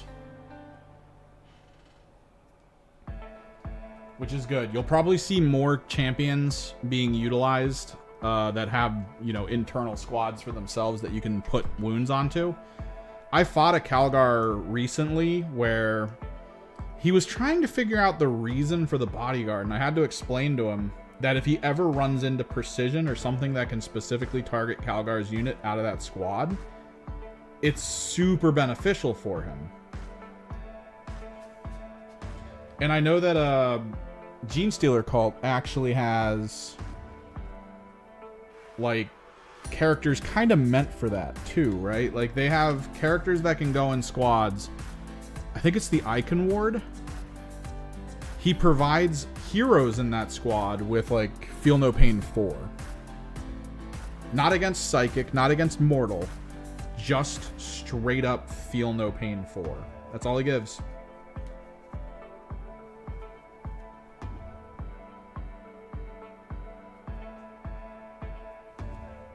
But only to the characters. So the whole purpose of having him is to put him in a squad with a bunch of leaders you need.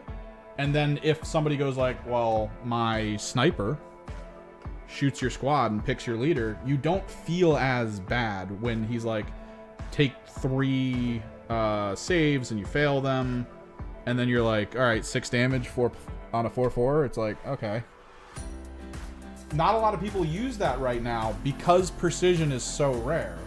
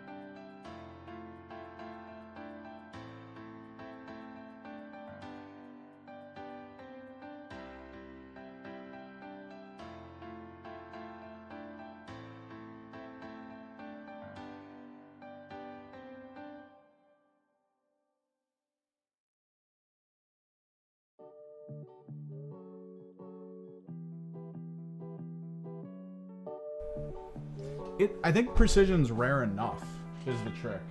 Like, it's not necessarily super rare, but when I look at something like Thousand Suns, what's precision? Zangor Enlightened, Ahriman. That's it. Ahriman is close range, sucks. Zangor Enlightened, not a lot of people run. I love running them because I think it's hilarious.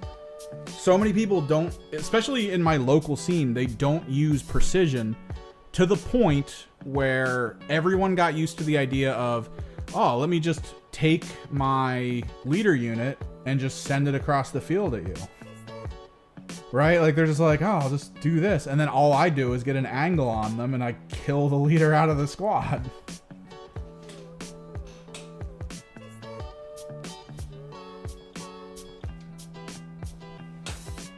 All right, next step to what we do here.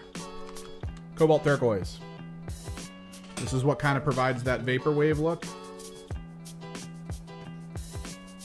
We also use it as a sort of blend point between the pink.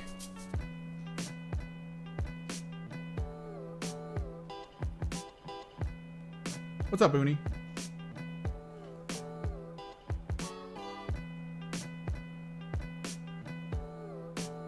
Today we are working on painting and prepping our Champions of Slaanesh box. We are going through all the airbrush stages. That's probably going to be where we end today, is once we're done that. I am recording it heavily because this is an airbrush we were given by the Gaahleri company. It's the Mobius 0.3. So hashtag ad.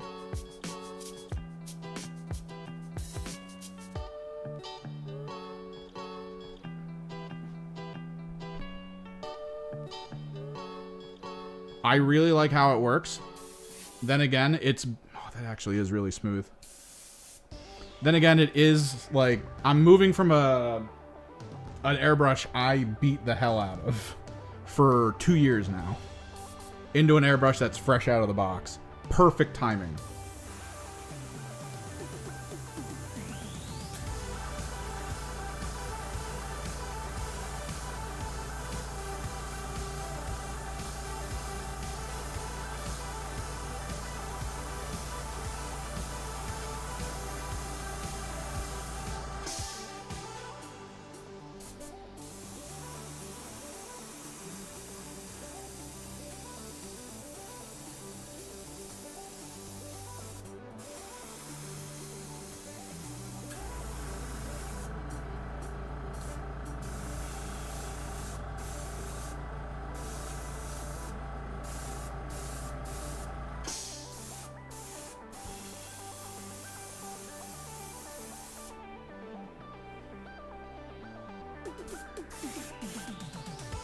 We do really want to try to hit what we need to with this.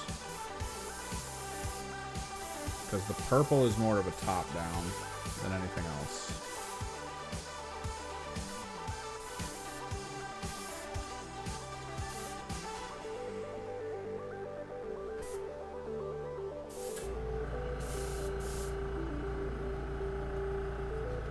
Yeah, that's how you vaporwave that.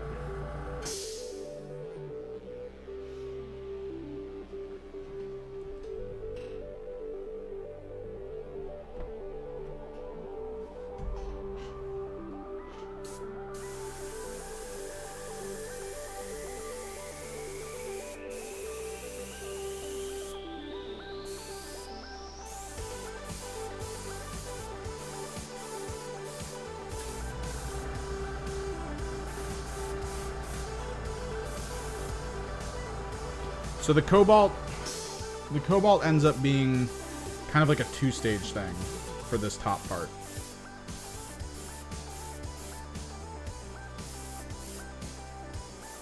It sort of guides us to where the purple needs to be, but also, because I do top-down mostly for the purple,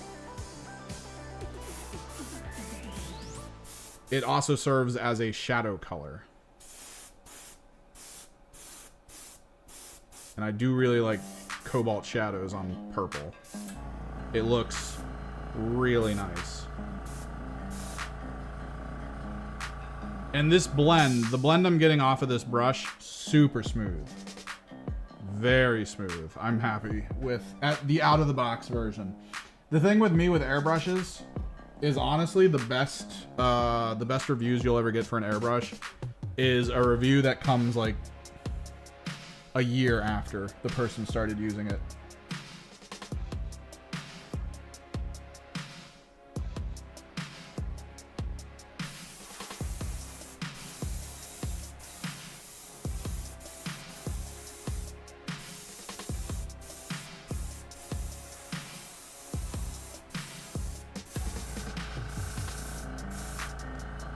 So the way my Enlightened work in my Thousand Suns is they usually run from the magic side of things. They run the magic detachment, which means they get the umbralific crystal with a shaman.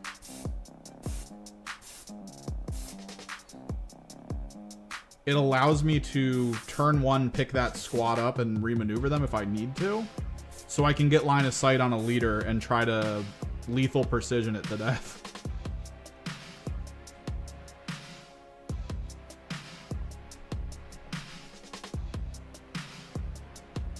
With basically what's considerably close to an autocannon in stats.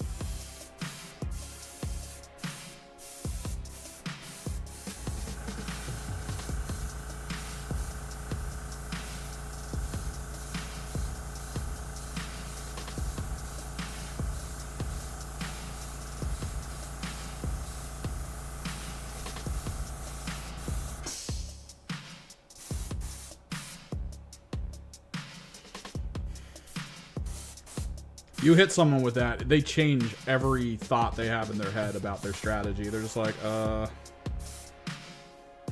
maybe I don't move to where I was thinking of going. Like, you could see the struggle. There's a person at my local game store. Pretty big Chaos Space Marine player. Really good. People do consider him to be pretty good with how he plays.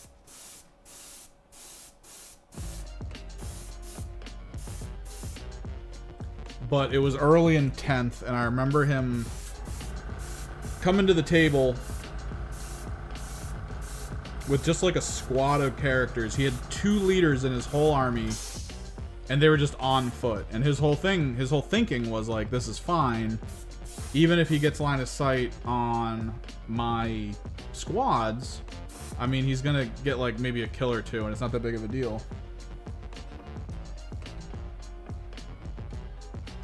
But then I, as a Thousand Sun player, double moved my 10-inch distance Zangor Enlightened and split fire and killed both of his leaders in turn 1.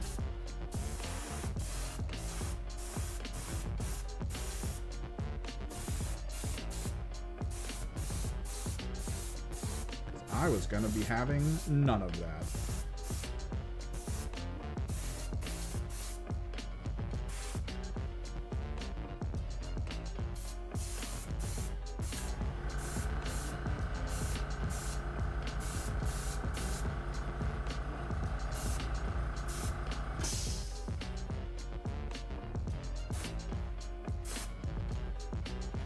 Yeah, my Mercurial build is going to involve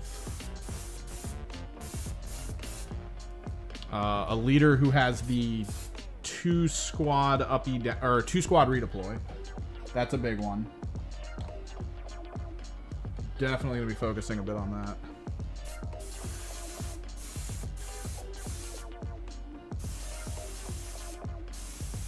Because I have 2 MSU Tormentors, which means I will be able to put them out in the middle of the field to prevent enemy infiltrates. I'm trying to remember how Scout works.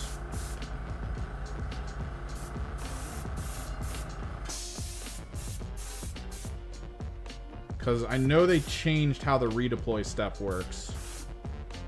So I don't know if my redeploy after infiltrate will block Scout maneuvers anymore. I gotta look it up.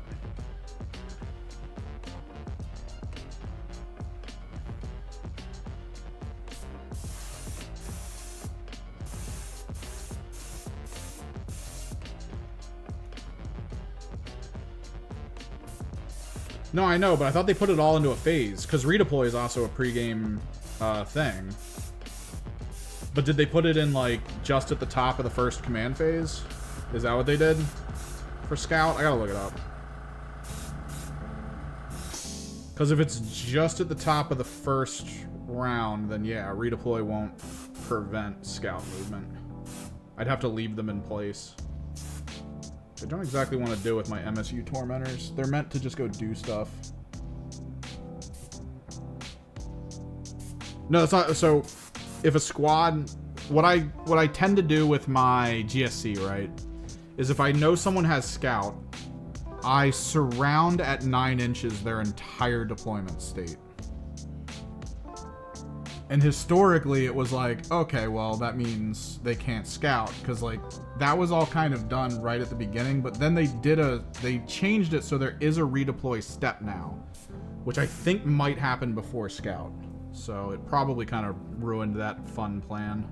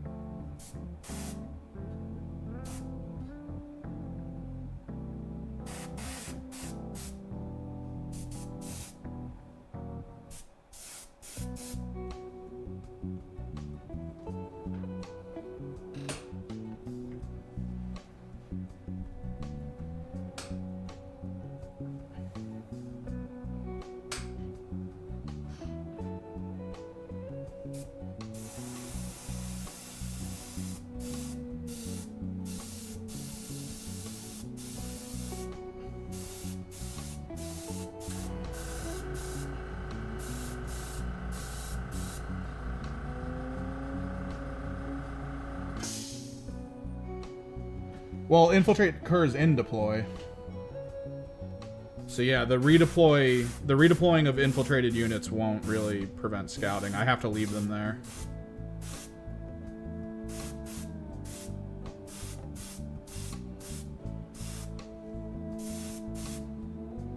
The main thing it would counter is if I get first deployment, I could throw an infiltrator squad. If I know my opponent has infiltrate, I could throw an infiltrate squad in an area I don't want him to put a squad and then just call it, I guess. Make the adjustment after the fact.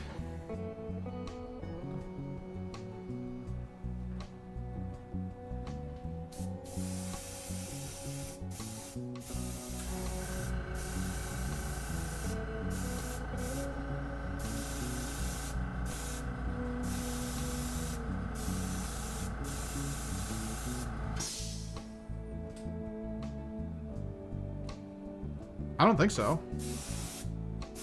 I think it just lets them in the deployment phase appear on field, right?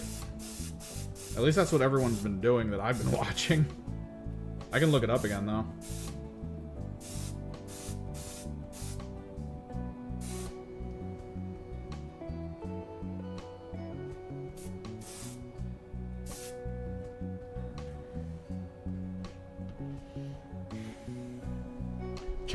Check on my phone.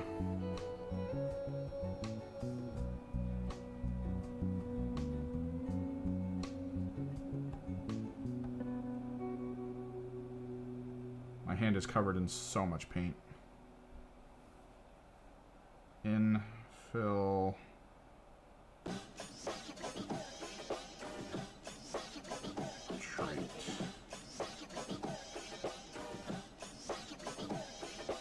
Core rules, infiltrators.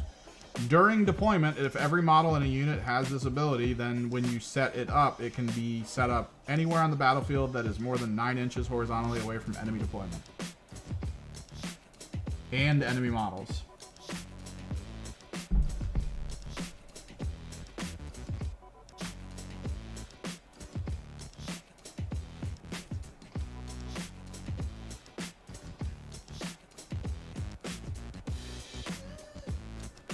No, unless they changed it. The wording is literally just, if it has infiltrate, that's the only limitation. Outside of 9 of enemy deployment, outside of 9 of enemy models. So the first to deploy usually gets an advantage if everyone has infiltrate to prevent infiltrate from appearing. Maybe. That might be a 9th edition thing. But currently in 10th, to my knowledge, that's kind of the big point about the infiltrating units that the Space Marines have, is you can just kind of like push out with them and put them into like a spot that holds very key elements.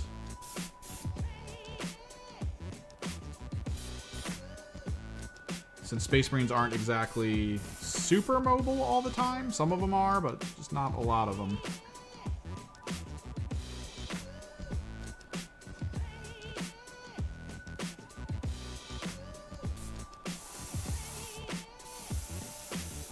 And again, quick reminder to anyone looking at this and going, wait, where are the heads? The heads were all painted off stream with a little bit of yellow underglow. They are 3D printed female punk rocker heads.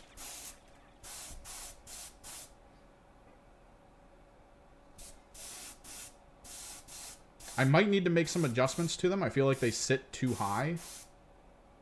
So I might need to actually cut certain parts of them off.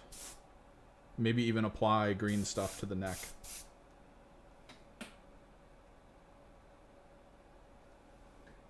Nah, dude, I get it. I have Kill Team, Age of Sigmar, 40K, Underworlds, and my friends and I recently started doing a game night involving Mice and Mystics.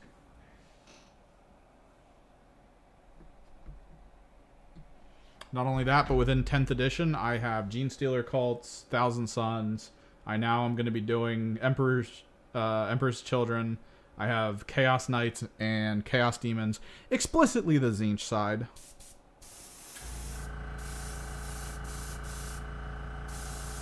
Which I've played that detachment twice now. I actually really like it. That detachment is entirely a keep away detachment. I think the whole strategy of that detachment is to kill the fodder, to free up a lot of area. That way I can just uppy downy all over the field and just do whatever the hell I want.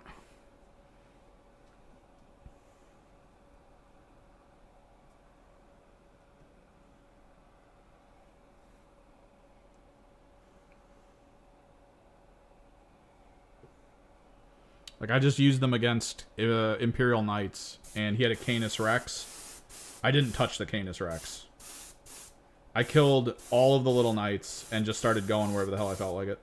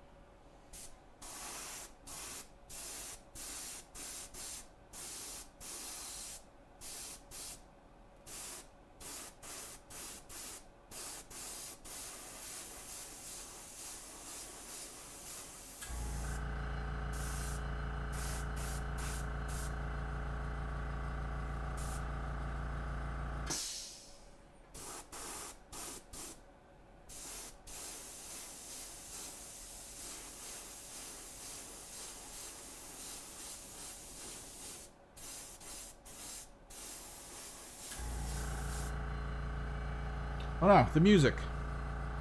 The tunes!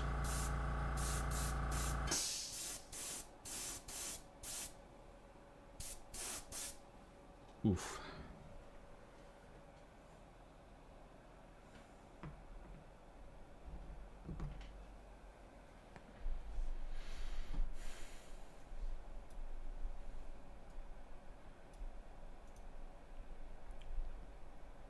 This is kind of why I hate streaming on YouTube. I love it because people actually talk, even if there's not a ton of you. You'll actually, like, occasionally talk in chat. But if we were over on Twitch, I would do the 2-channel stuff where we could listen to, like, awesome music.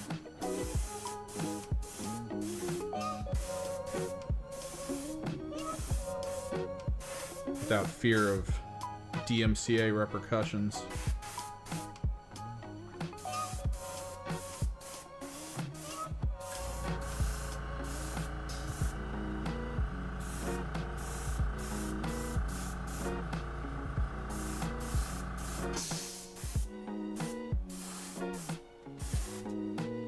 But over there, I'd stream for like friggin' a week and get like 2 views.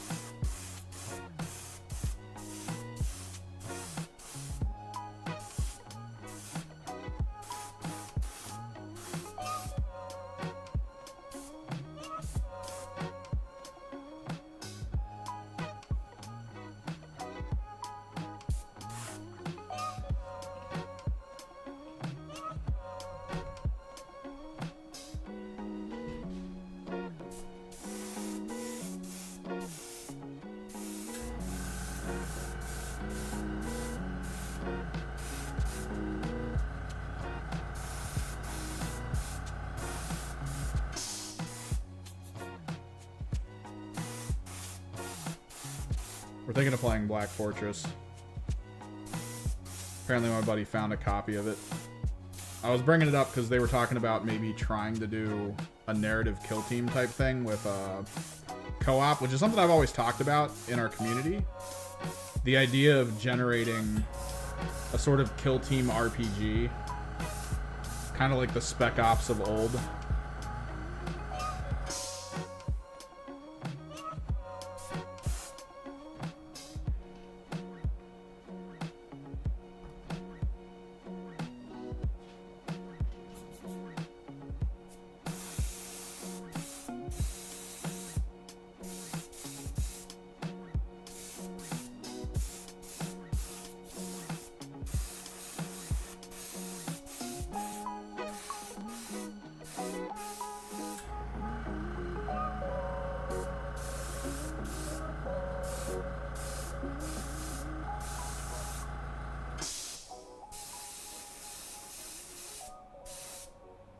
We were talking about it, and then I was just like, we could just play Black Fortress. If we could find a copy. And apparently we know where one is. I don't think we can find any of the expansions, though.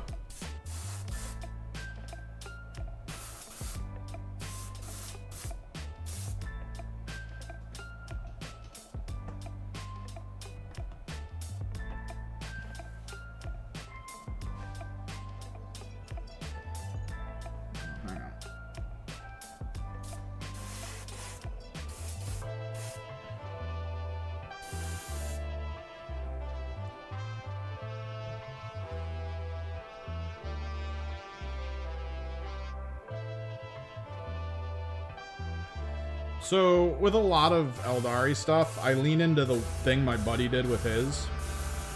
If you have an airbrush and can get a galaxy stencil, you can make a pretty incredible nebula using some simple light contrasts or low opacity paints and some white ink alongside that stencil. His Harlequins look ridiculous with their nebula art on them.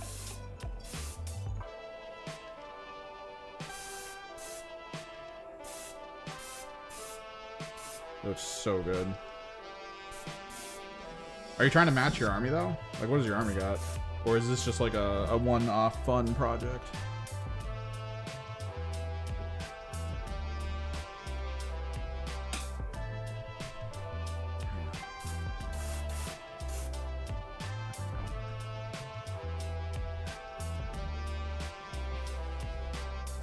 Yandon.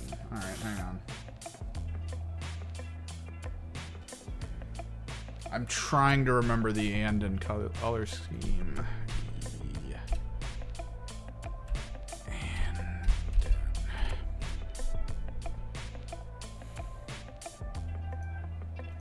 Okay. Eldar. Ah. So you're bright yellow, white faceplate. If you have a faceplate, I can't remember. Phantom Titan.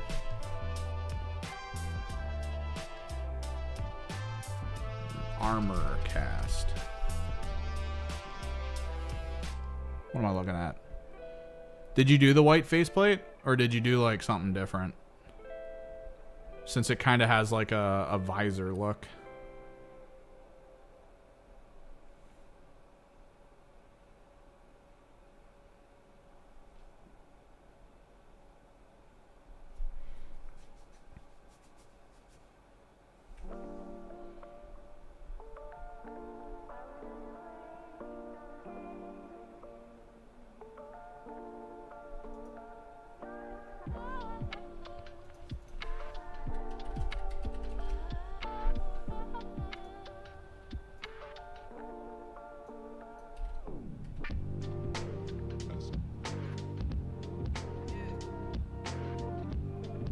I do like High Fleet Gengar spots. Is High Fleet Gengar real, or is this one of those fun things where people really liked the Pokemon Gengar and then created a nice color scheme to represent it? Because it does look pretty cool.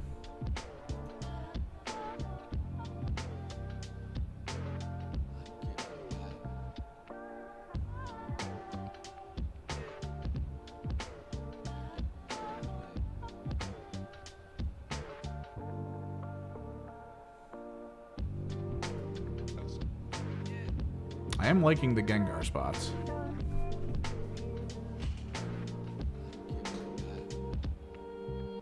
Then again, that's the Jack Kirby in me.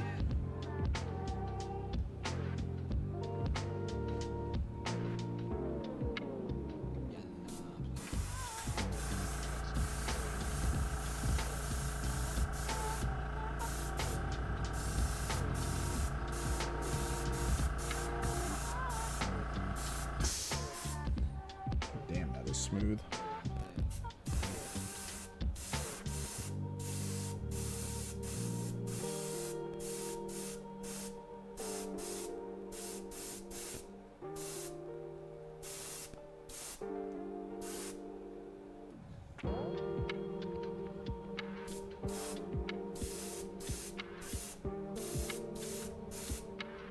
Did actually buy a new paint today. I figured out what I want to do with the capes on these guys. The capes and the faces on the sound weapons. They're gonna be white, but it's usually never a good idea just to be like, oh, and it's white, right? Like you kind of want to ease into that. So we start with light phthalo green. It's an extremely greenish blue, but it's like so close to white. And then we build up into white, a glazing of white after that.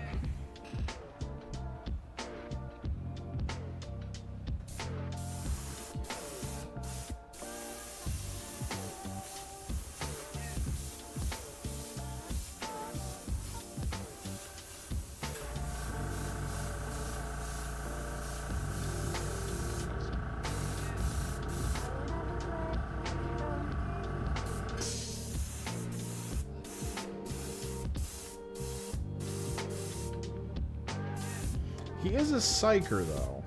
I mean, okay. So the Gengar dots does look kind of old school comics, Kirby dots, that kind of situation. Which Kirby dots usually implied some kind of like psychic ability.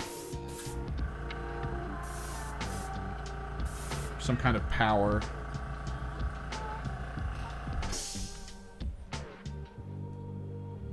So I do think that could work.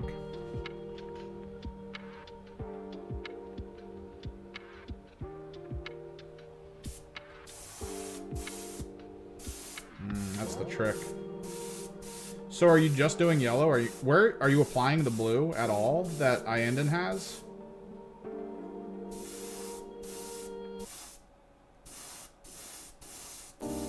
Because maybe that's where the blue goes, right? Or are you just focusing on yellow and you don't really care about the blue?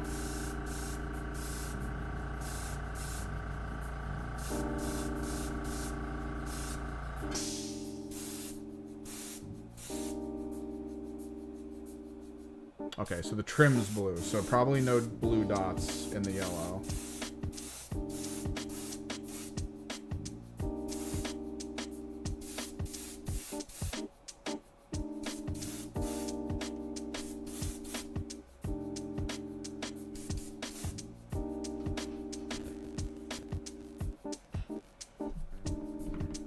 Primary Averland. And is this on, like, all the yellow armor platings you're gonna do it? Like, you'll pick one edge and you'll Gengar dot up? Because honestly, you could just lean into, like, a brighter yellow, like a Flash gets yellow, and it would probably be fine. But if you're trying to make it more something, like more of like a component that feels like it matters.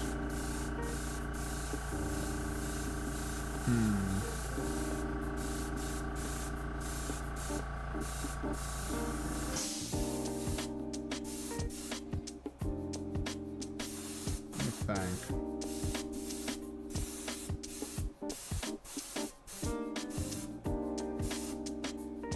I feel like we need to pick a color that causes vibration. Like, there's got to be a color that vibrates off of Averland.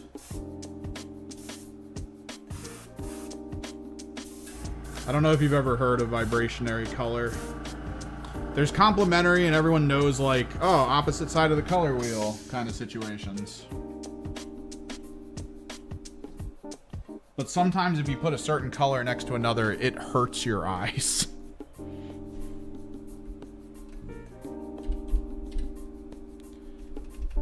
Mid yellow vibration color.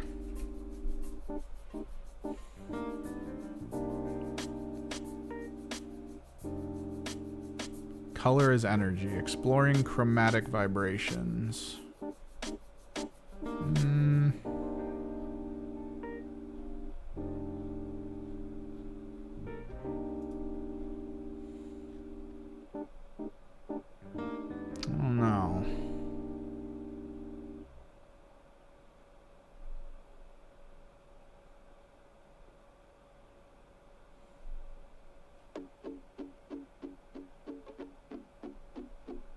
You think it's just a blue as the vibrationary?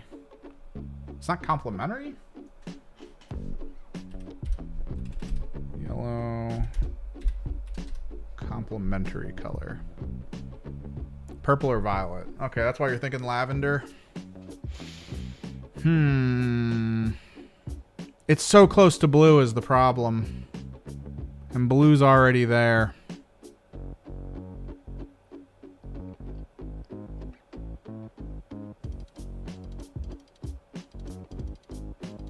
Can you do them in tonal metallic? Ooh! It's a warlord, right? Oh, this is something I've wanted to do for a while, and I don't know if you have access to the stuff you would need to do it.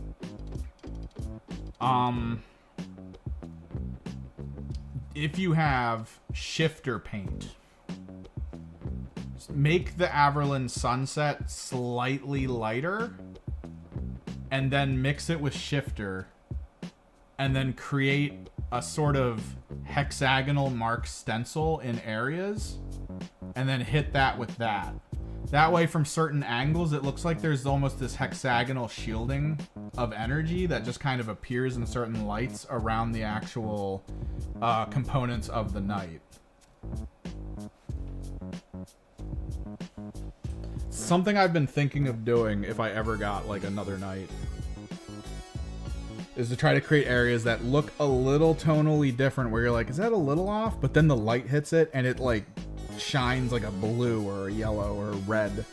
And they're like, oh, that's crazy looking.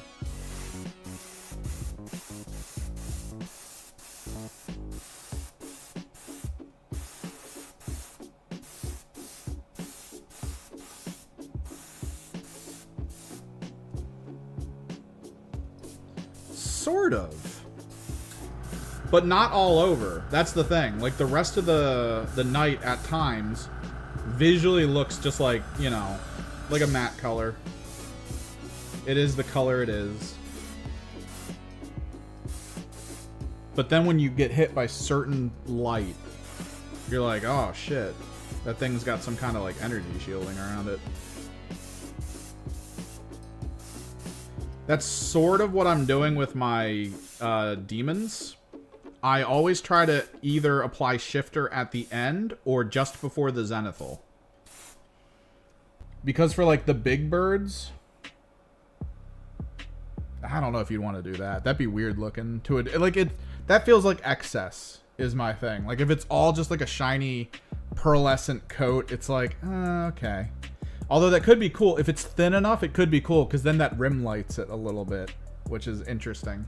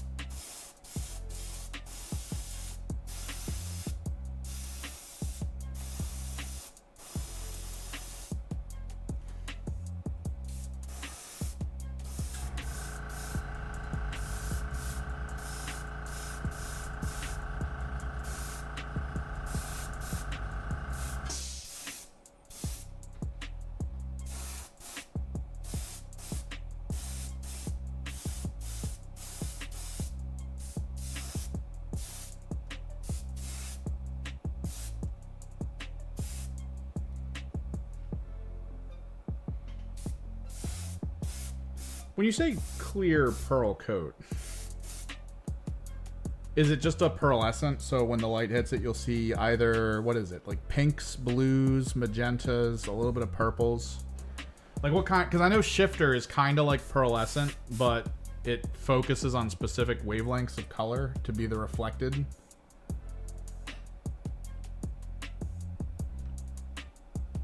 I mean, that could be cool. You could probably do that on certain panels. Or do the whole thing. It's up to you.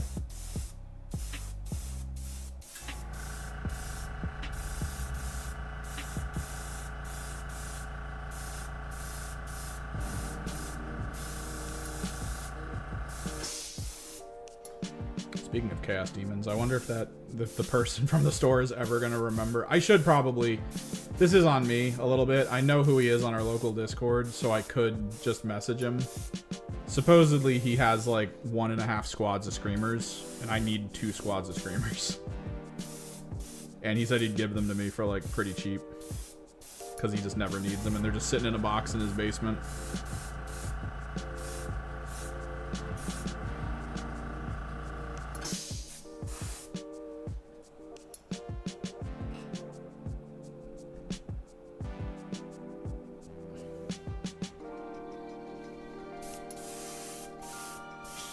I kind of want these screamers before the Thousand Suns Codex comes out, though, because I feel like I want to do some kind of crazy rush down Thousand Suns army. Like some weird army. I can't wait, though. They're going to be like, here's your demons. You can no longer use Zangors.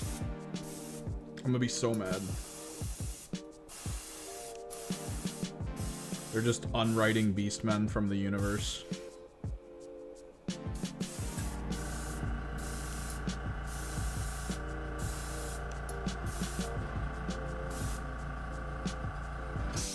My dreams of a full Zangor army crushed before they could be realized.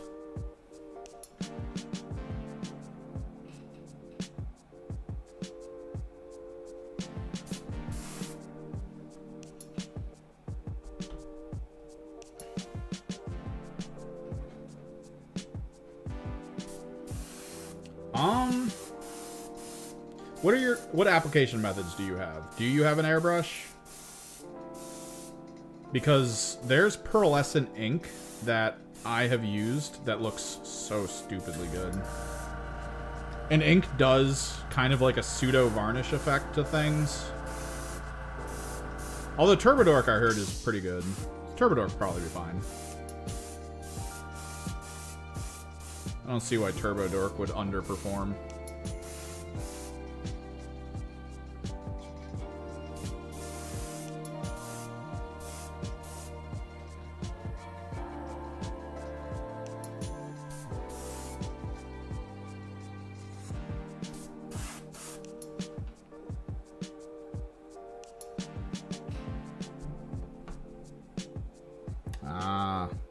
I wonder if, like, I don't know.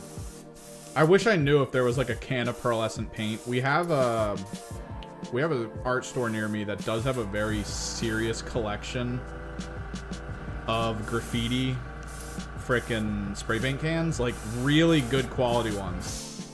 I've recently looked into graffiti art, and the technology for graffiti art has shifted so much.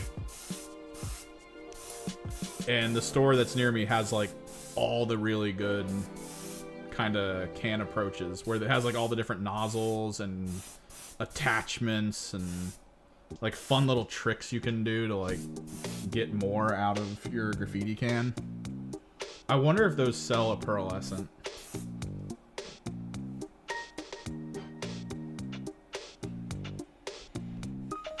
Alright, 4 more and then we get to do the purple run.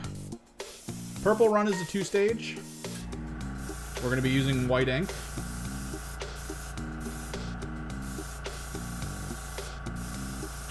See how this brush handles ink. I imagine it's going to handle it well, because it handled the primers super well, and this has gone on extremely smooth as a gradient. I'm super happy with how this has been working out.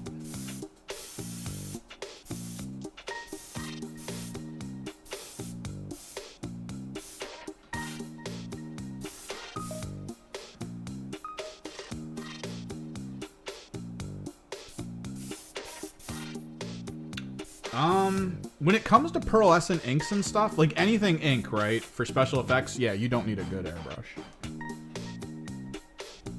Ink is so thin already that you don't really need something that's like, we can handle frickin' primer and all that craziness. Like, you just don't need it. You're good. You could probably get away with one of those single uses that has like the little vape pen attachment to it.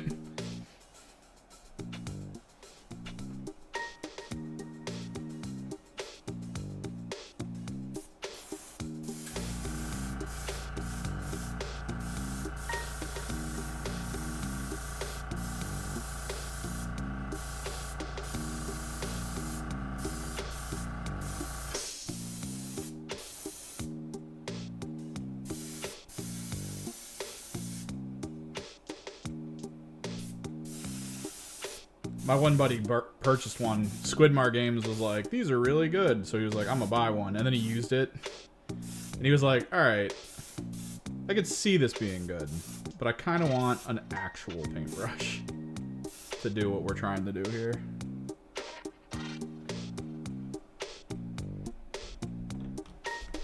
So we bought a single mode compressor.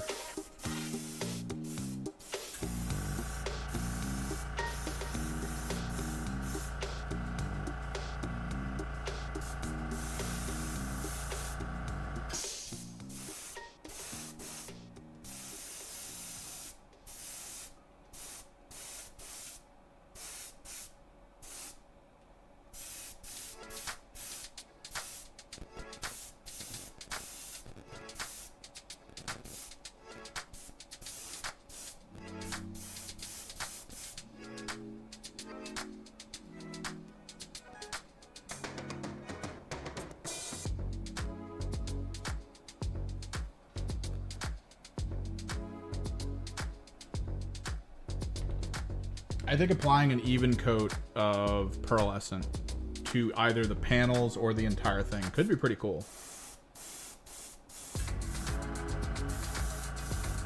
Although I will stick to my guns of trying to figure out how to make it look stenciled. So that maybe there's like a specific type of void shield around it that you can kind of see and feel. When I did my friend's Grey Knight kill team, right? I did his Grey Knight kill team for him. Back in the old edition when, you know, they had a Grey Knight kill team. Uh-oh.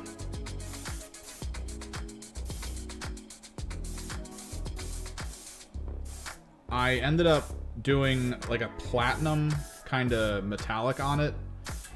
And then I applied...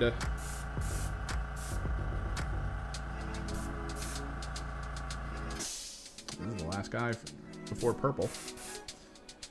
And then I applied a sort of like blue-purple shifter. Now, what the blue did was it made the platinum look like it's toned blue, which was pretty cool.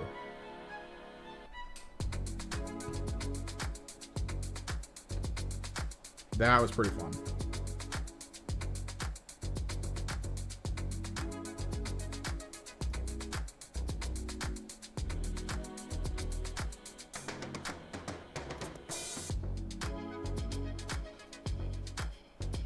But then when the light hit it just right, like on the edges, it would look purple.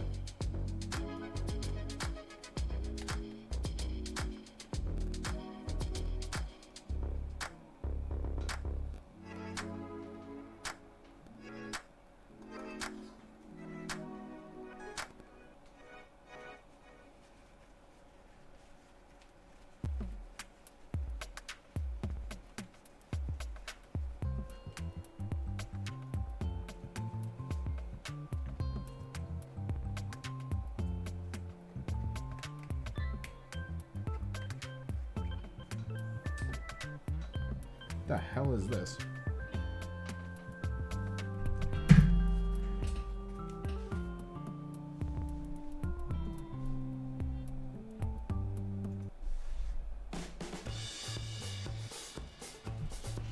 All right, before we move to the next stage, kind of want to take a quick photo, and I also really want to wash this hand. BRB.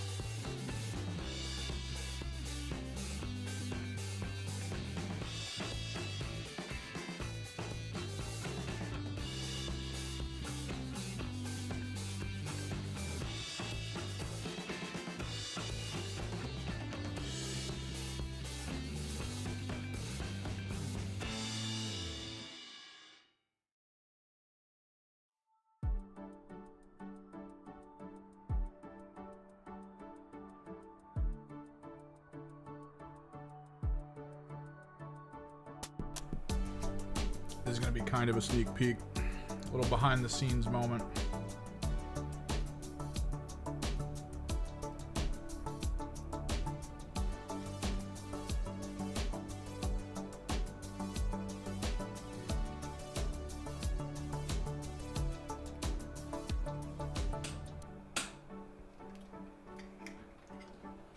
The Magic Dead chat, now that you've seen the unseeable.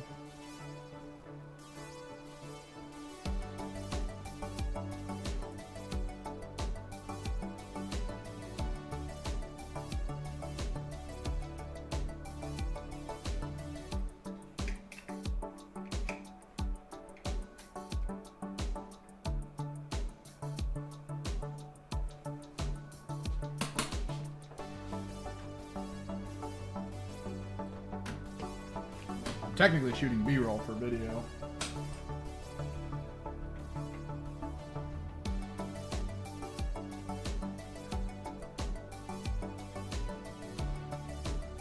Liquitex. That is the step we are at.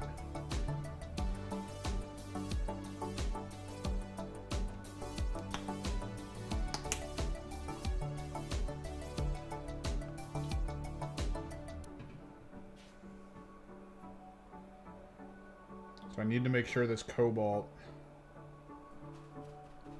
is out.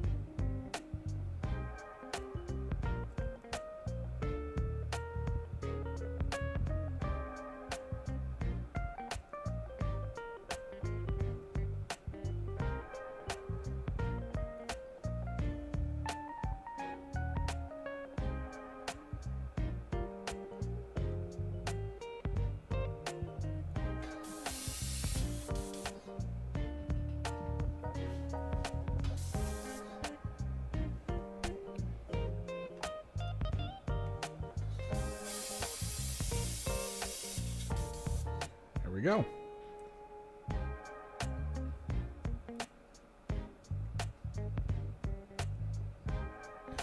Wait, are you using the oxide as a color instead of the effect?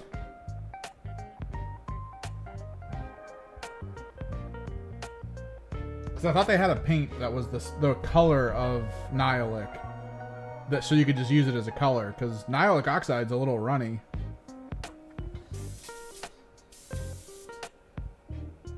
The last I checked, at least.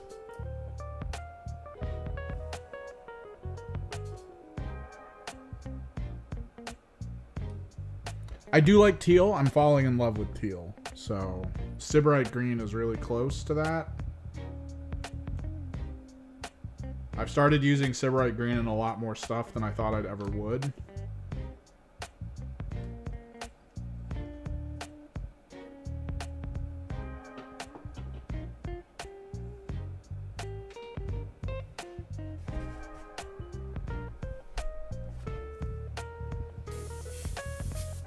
We gotta be kind of careful with this.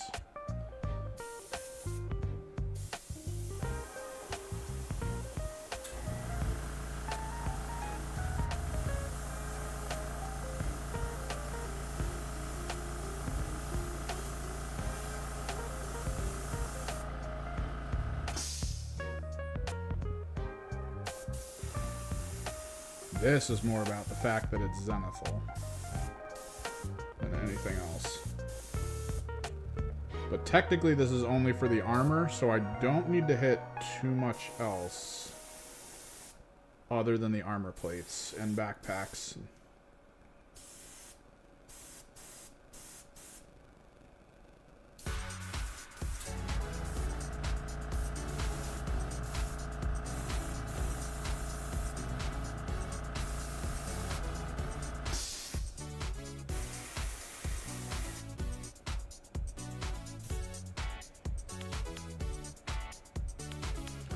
It's fine if we hit other spots though, just because since it is zenithal, it can kind of guide us.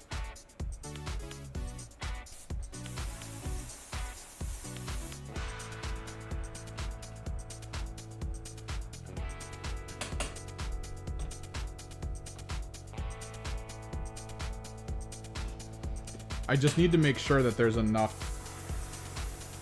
cobalt.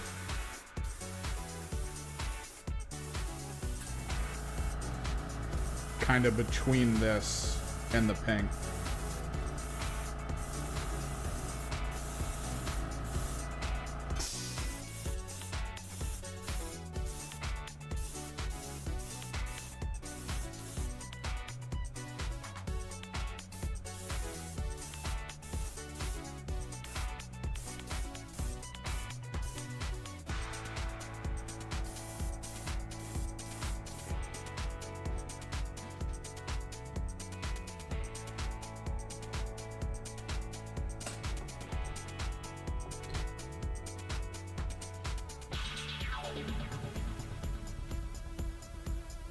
Yeah, potentially. You'd have to basically be at that point though, right? Mixing paints on large models like that, I always feel like you need to be at the point of like, that's all I need right now, so you mix enough of it.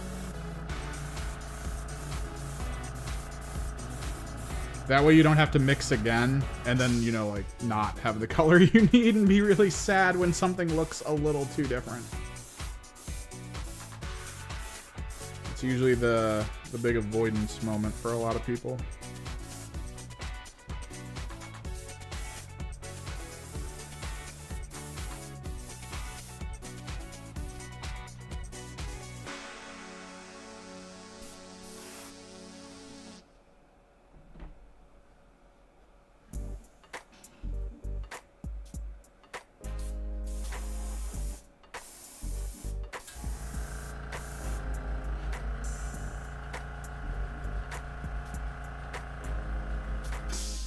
Last guy got hit a little bit hard with the white. I want to make sure these guys aren't too far behind.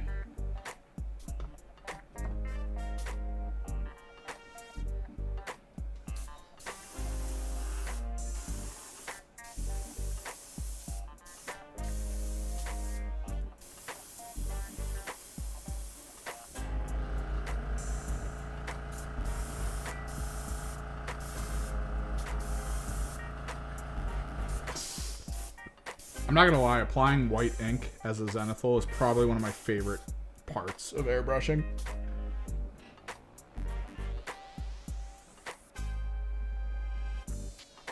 Especially if the airbrush is, like, doing good.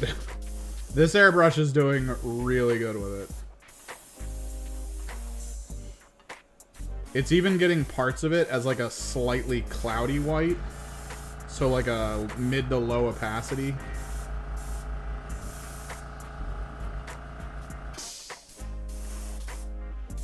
Which is absolutely what you want.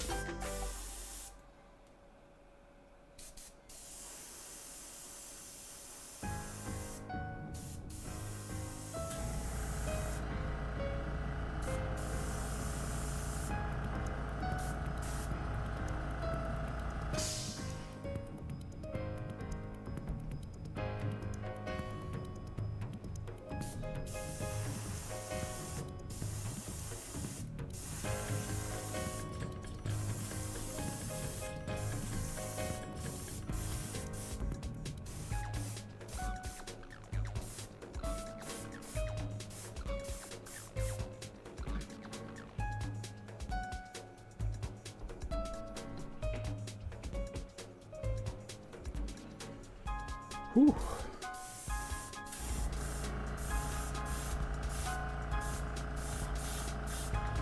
I made a mistake, chat. I took a bite out of my dinner. Now I'm really fucking hungry. Oh.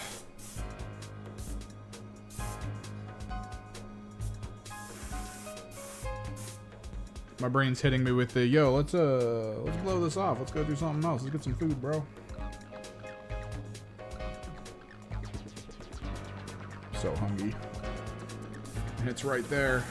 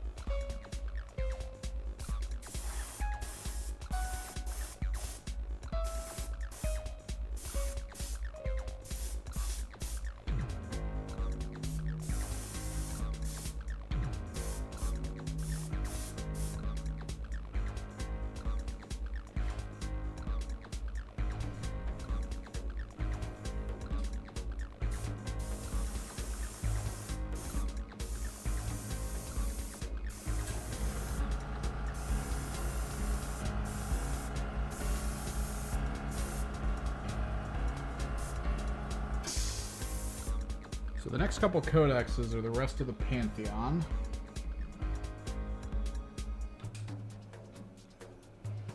Which means we're getting the updated Corn Rushdown.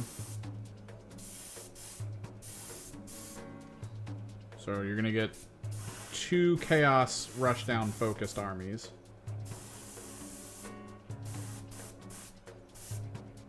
With their own different spins.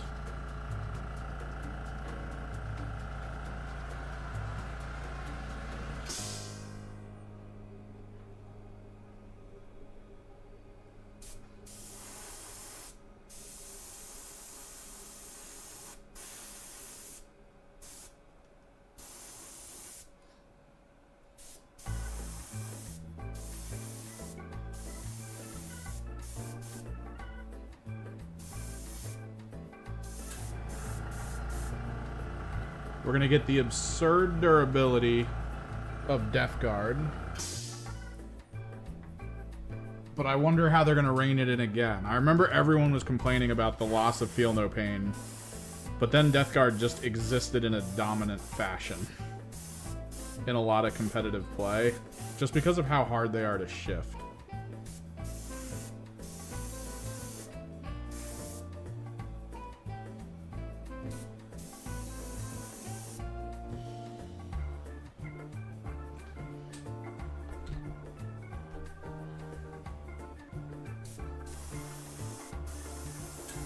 That and they actually have a lot of damage that you don't really expect.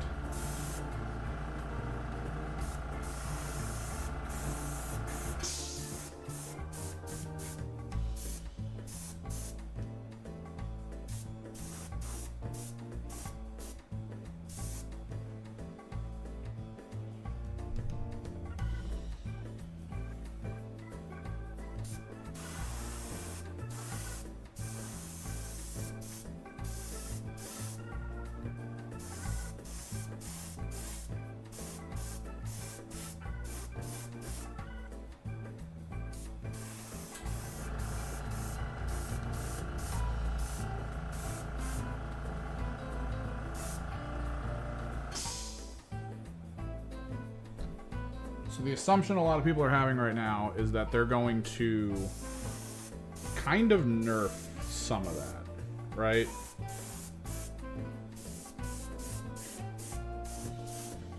Weirdly enough, the Thousand Suns dominant list has been sort of nerfed in its own right just by the release of new rules from other armies.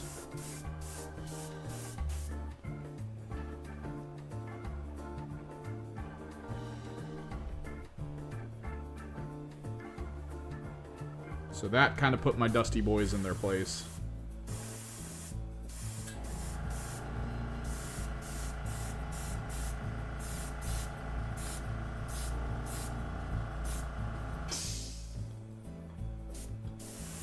Which, not that happy about. But it is what it is. Maybe we'll get some cool stuff. The question is whether or not the Cult of Magic, if that actually gets, like, taken from them. Because it is super powerful. It has some of the best functions a detachment could get. And then the idea was that because of that, maybe G-Dubs would be looking to try to just generally reduce its power by getting rid of it. And maybe focusing on, like, other key things.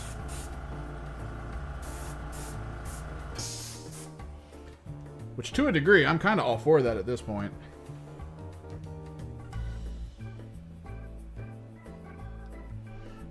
A lot of armies have sort of moved away from just being like, hey, we're damage dealers, to, hey, we have all these other cool tools.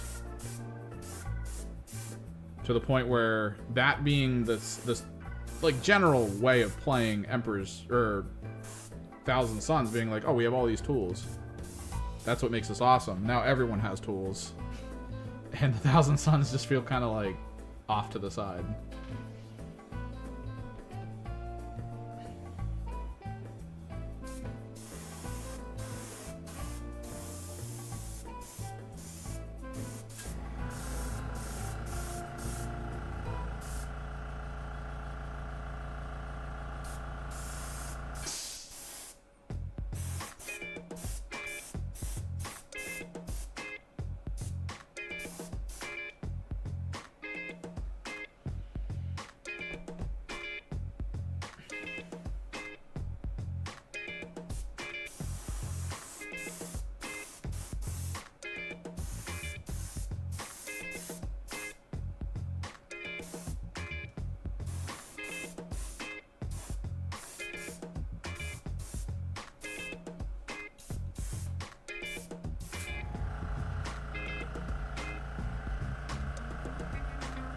So I genuinely wonder what they're going to do, how they're going to change the makeup of the army, because the Thousand Suns are super elite.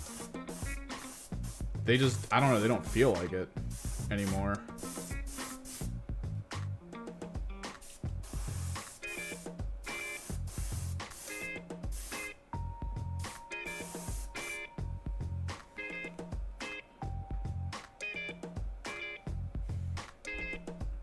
I love the idea that there's probably airbrushes that exist that people feel like kind of those one bump vape pens.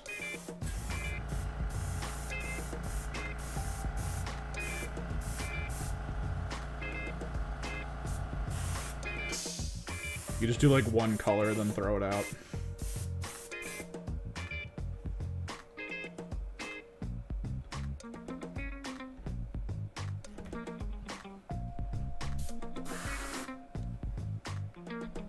Alright, last white.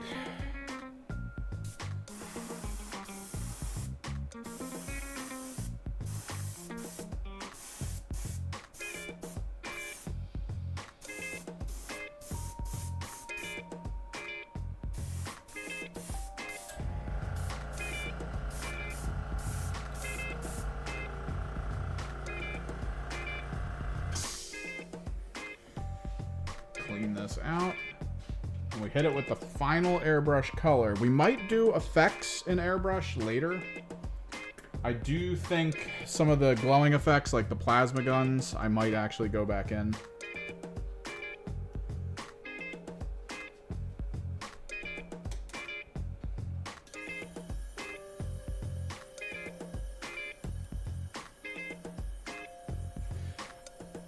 Harbor Freight tools being disposable to some people, it kind of scares me a little bit, right? Like, some of those tools are like, man, if you're really tightening something that's important and the thing you're tightening with it snaps because it's a crappy Harbor Freight tool, like, you could harm yourself horrendously.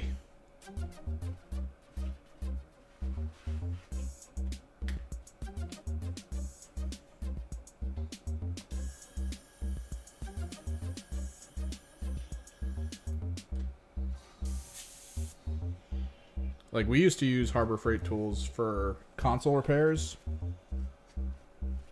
Like, dude, some of the people that work, or some of the people that go to the store near me for games, they work at Harbor Freight. And occasionally, they're like, hey, anyone looking to get an airbrush? The Harbor Freight airbrushes are on sale with compressors. And all I can think about is my fear of my compressor exploding, but a Harbor Freight compressor.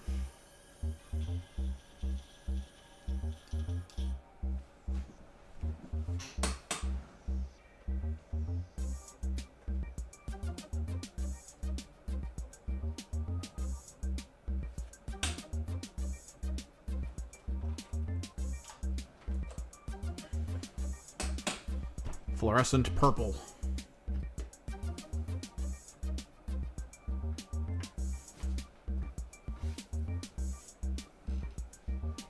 Oh yeah, no, when I worked in console repairs, the store I worked at, we basically would go to Harbor Freight and buy like 30 freaking screwdriver bits. Because eventually, like, the T8 and the T10 would all grind out.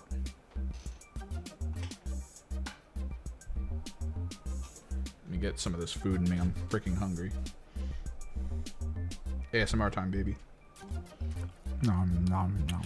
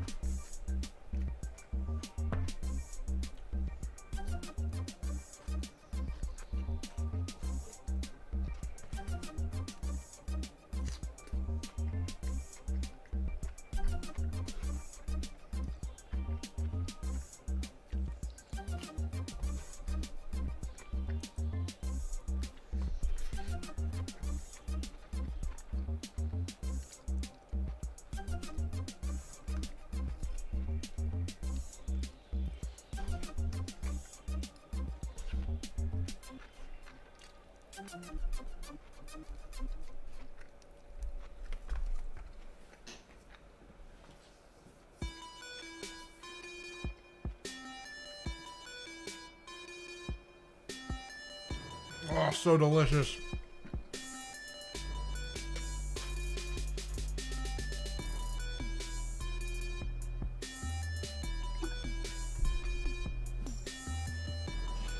Okay.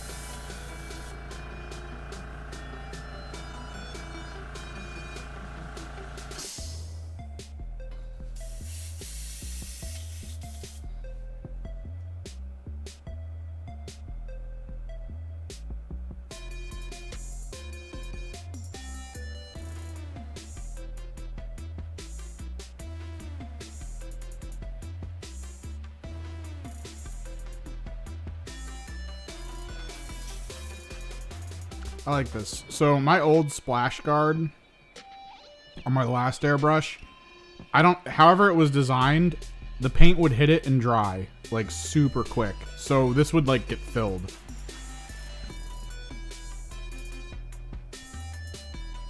I don't know. The way it's designed here is just, I think, so much smoother. Then again, you know, $10 airbrush I bought on sale. So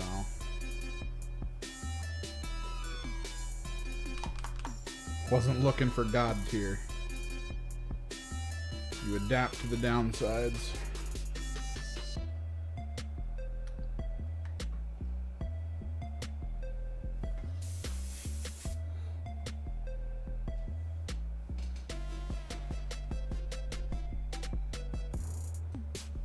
Okay, here we go. Gotta be mildly careful with this.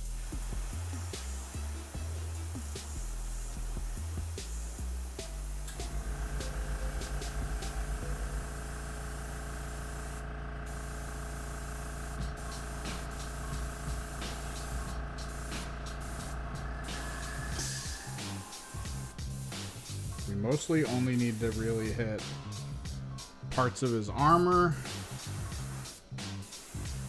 most of the backpack.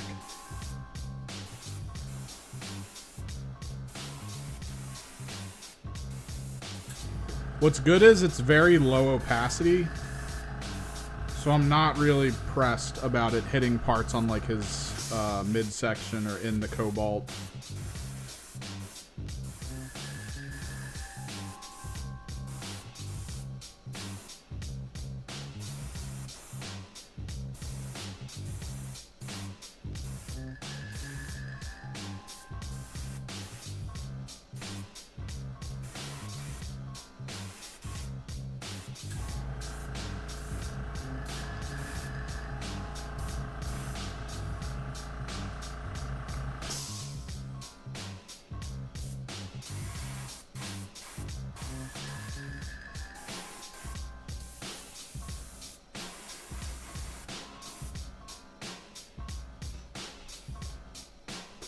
Yeah. See if I can't get this to focus.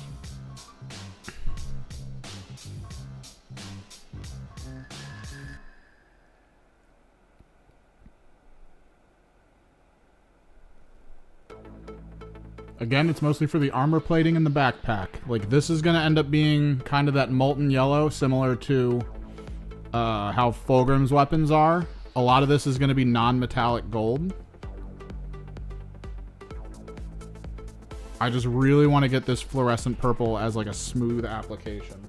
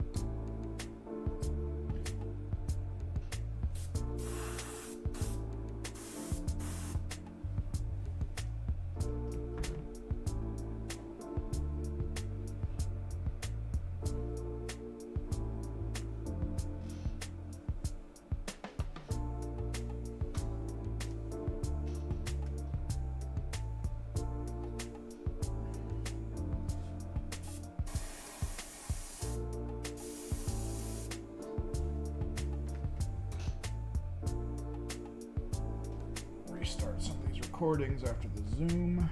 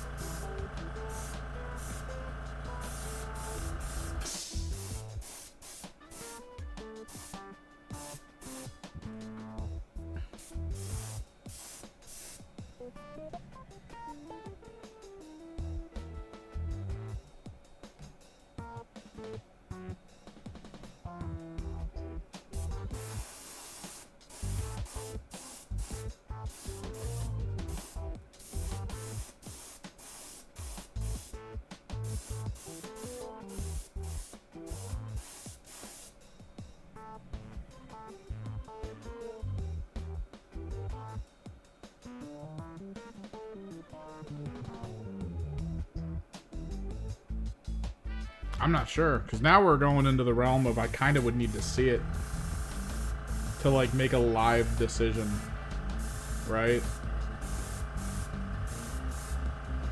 Like I feel like doing too many colors, like too many different colors would kill it. Keeping the colors relatively close to each other in terms of like color family is probably a good idea.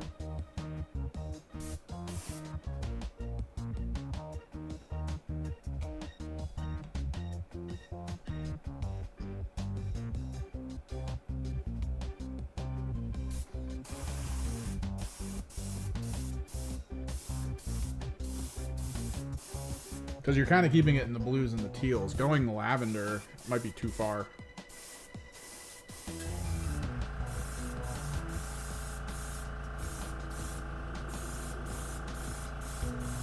Even though it is relatively close, still kind of feels a bit too much of a jump.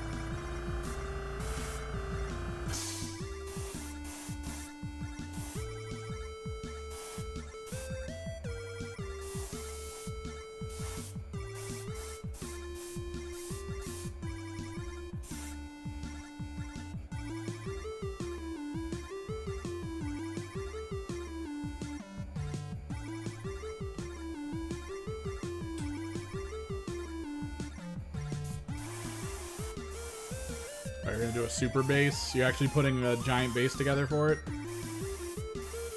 rather than just letting it like chill. That's kind of like the one thing I really wish.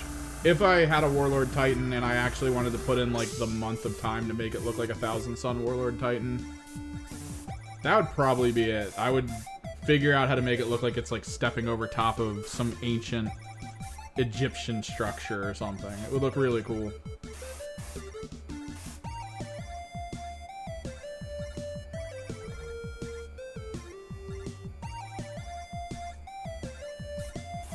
I think that would end up being my goal.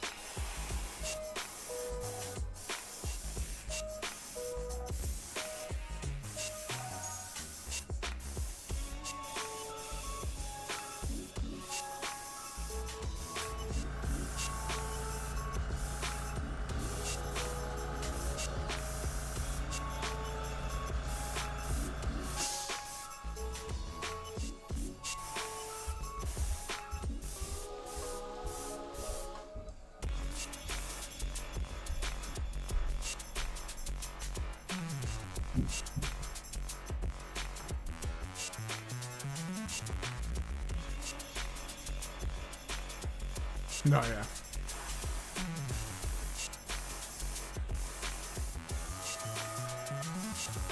I think the other thing I would do with a Warlord Titan, I would try to like component it so I could magnetize it together in like big ways.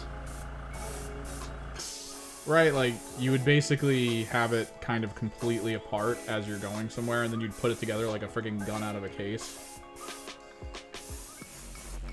It'd be like every movie scene where an assassin gets into the hotel room.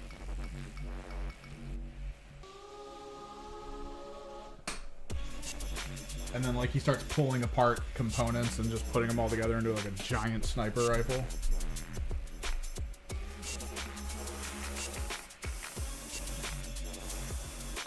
It would be that, but Warhammer 40k.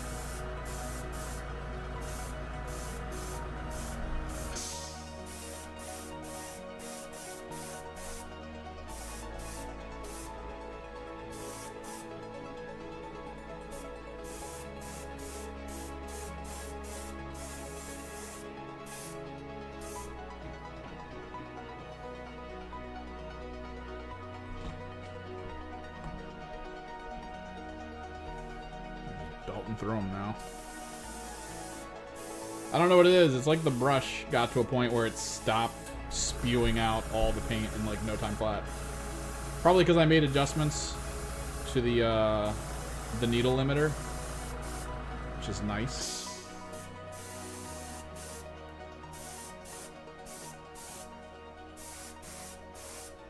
Man, for a 0.3, the speed at which this comes out.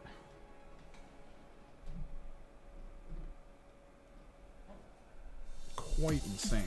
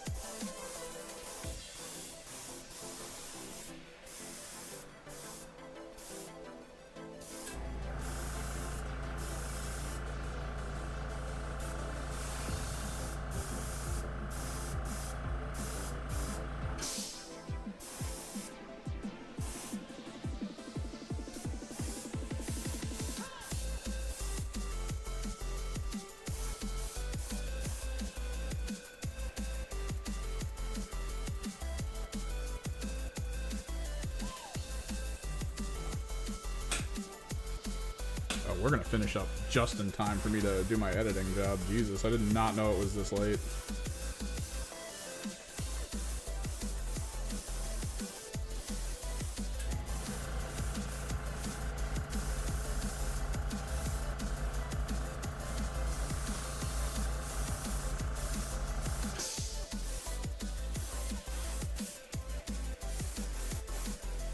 I'm gonna really want to get up and stretch though. Oh.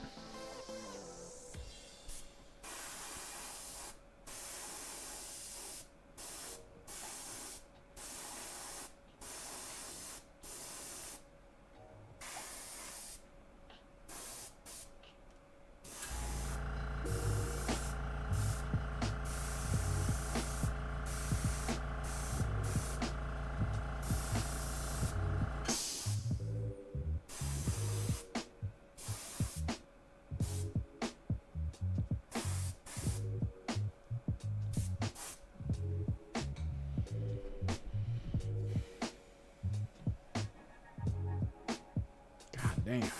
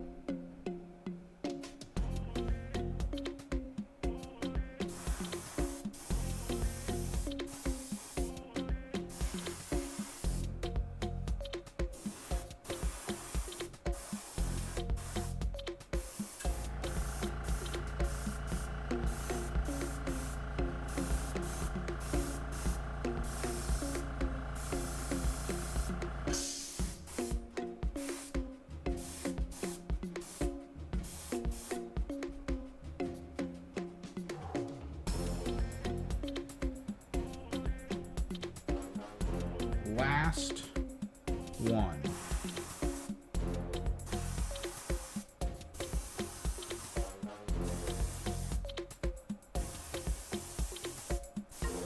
So, hashtag ad, brand new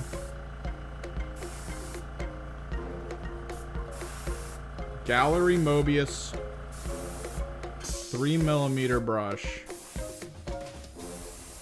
Out of the box,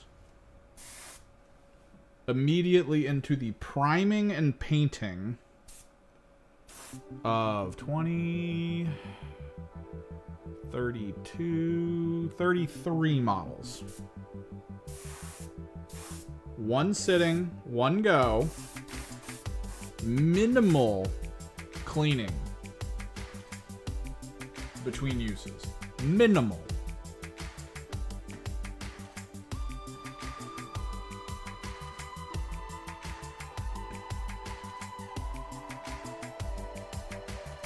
Only 2 moments that I remember where there was like a slight hiccup where it felt like it clogged a little bit, and then it immediately cleared itself.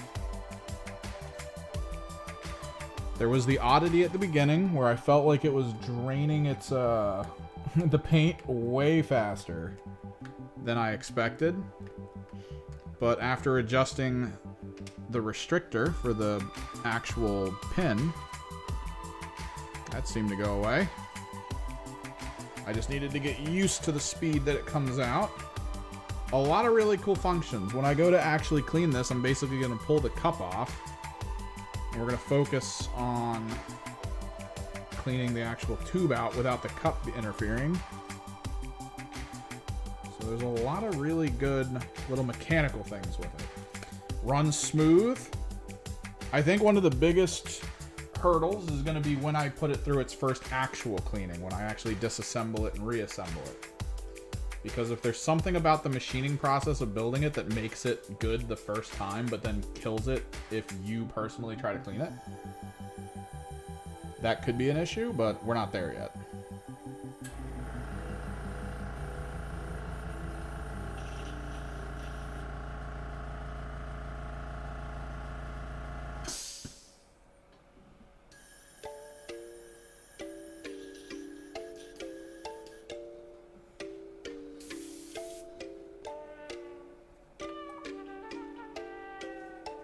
It did really well. The gradients came out super smooth.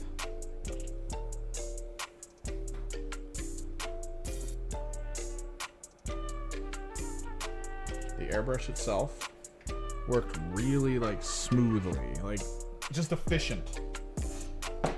Efficient and effective. Did exactly what it needed to do.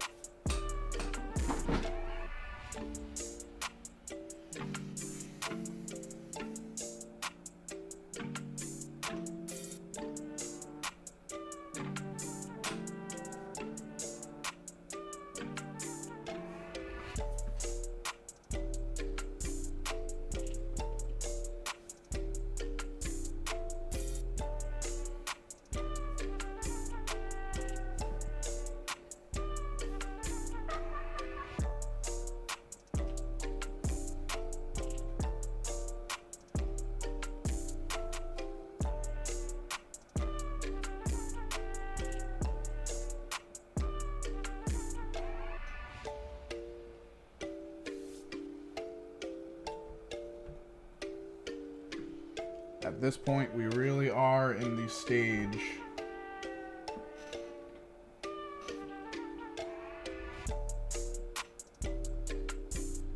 of doing the actual physical painting process. I did buy an entire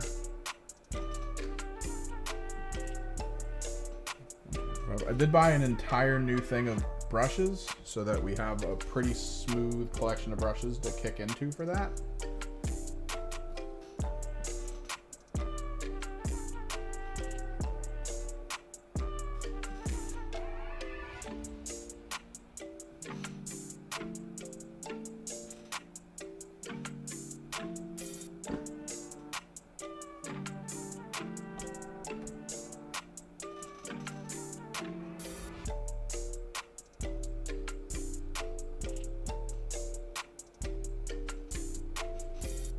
I am going to need to figure out how exactly to apply the heads in a way that makes sense.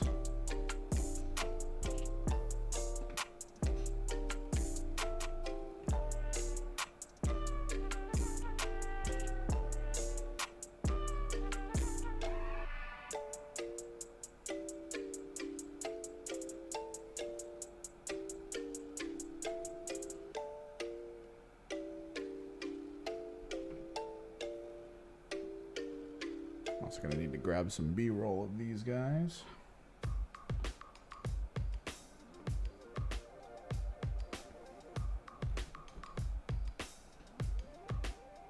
We will probably stream tomorrow, is my guess. We'll be focusing on the actual physical paint jobs.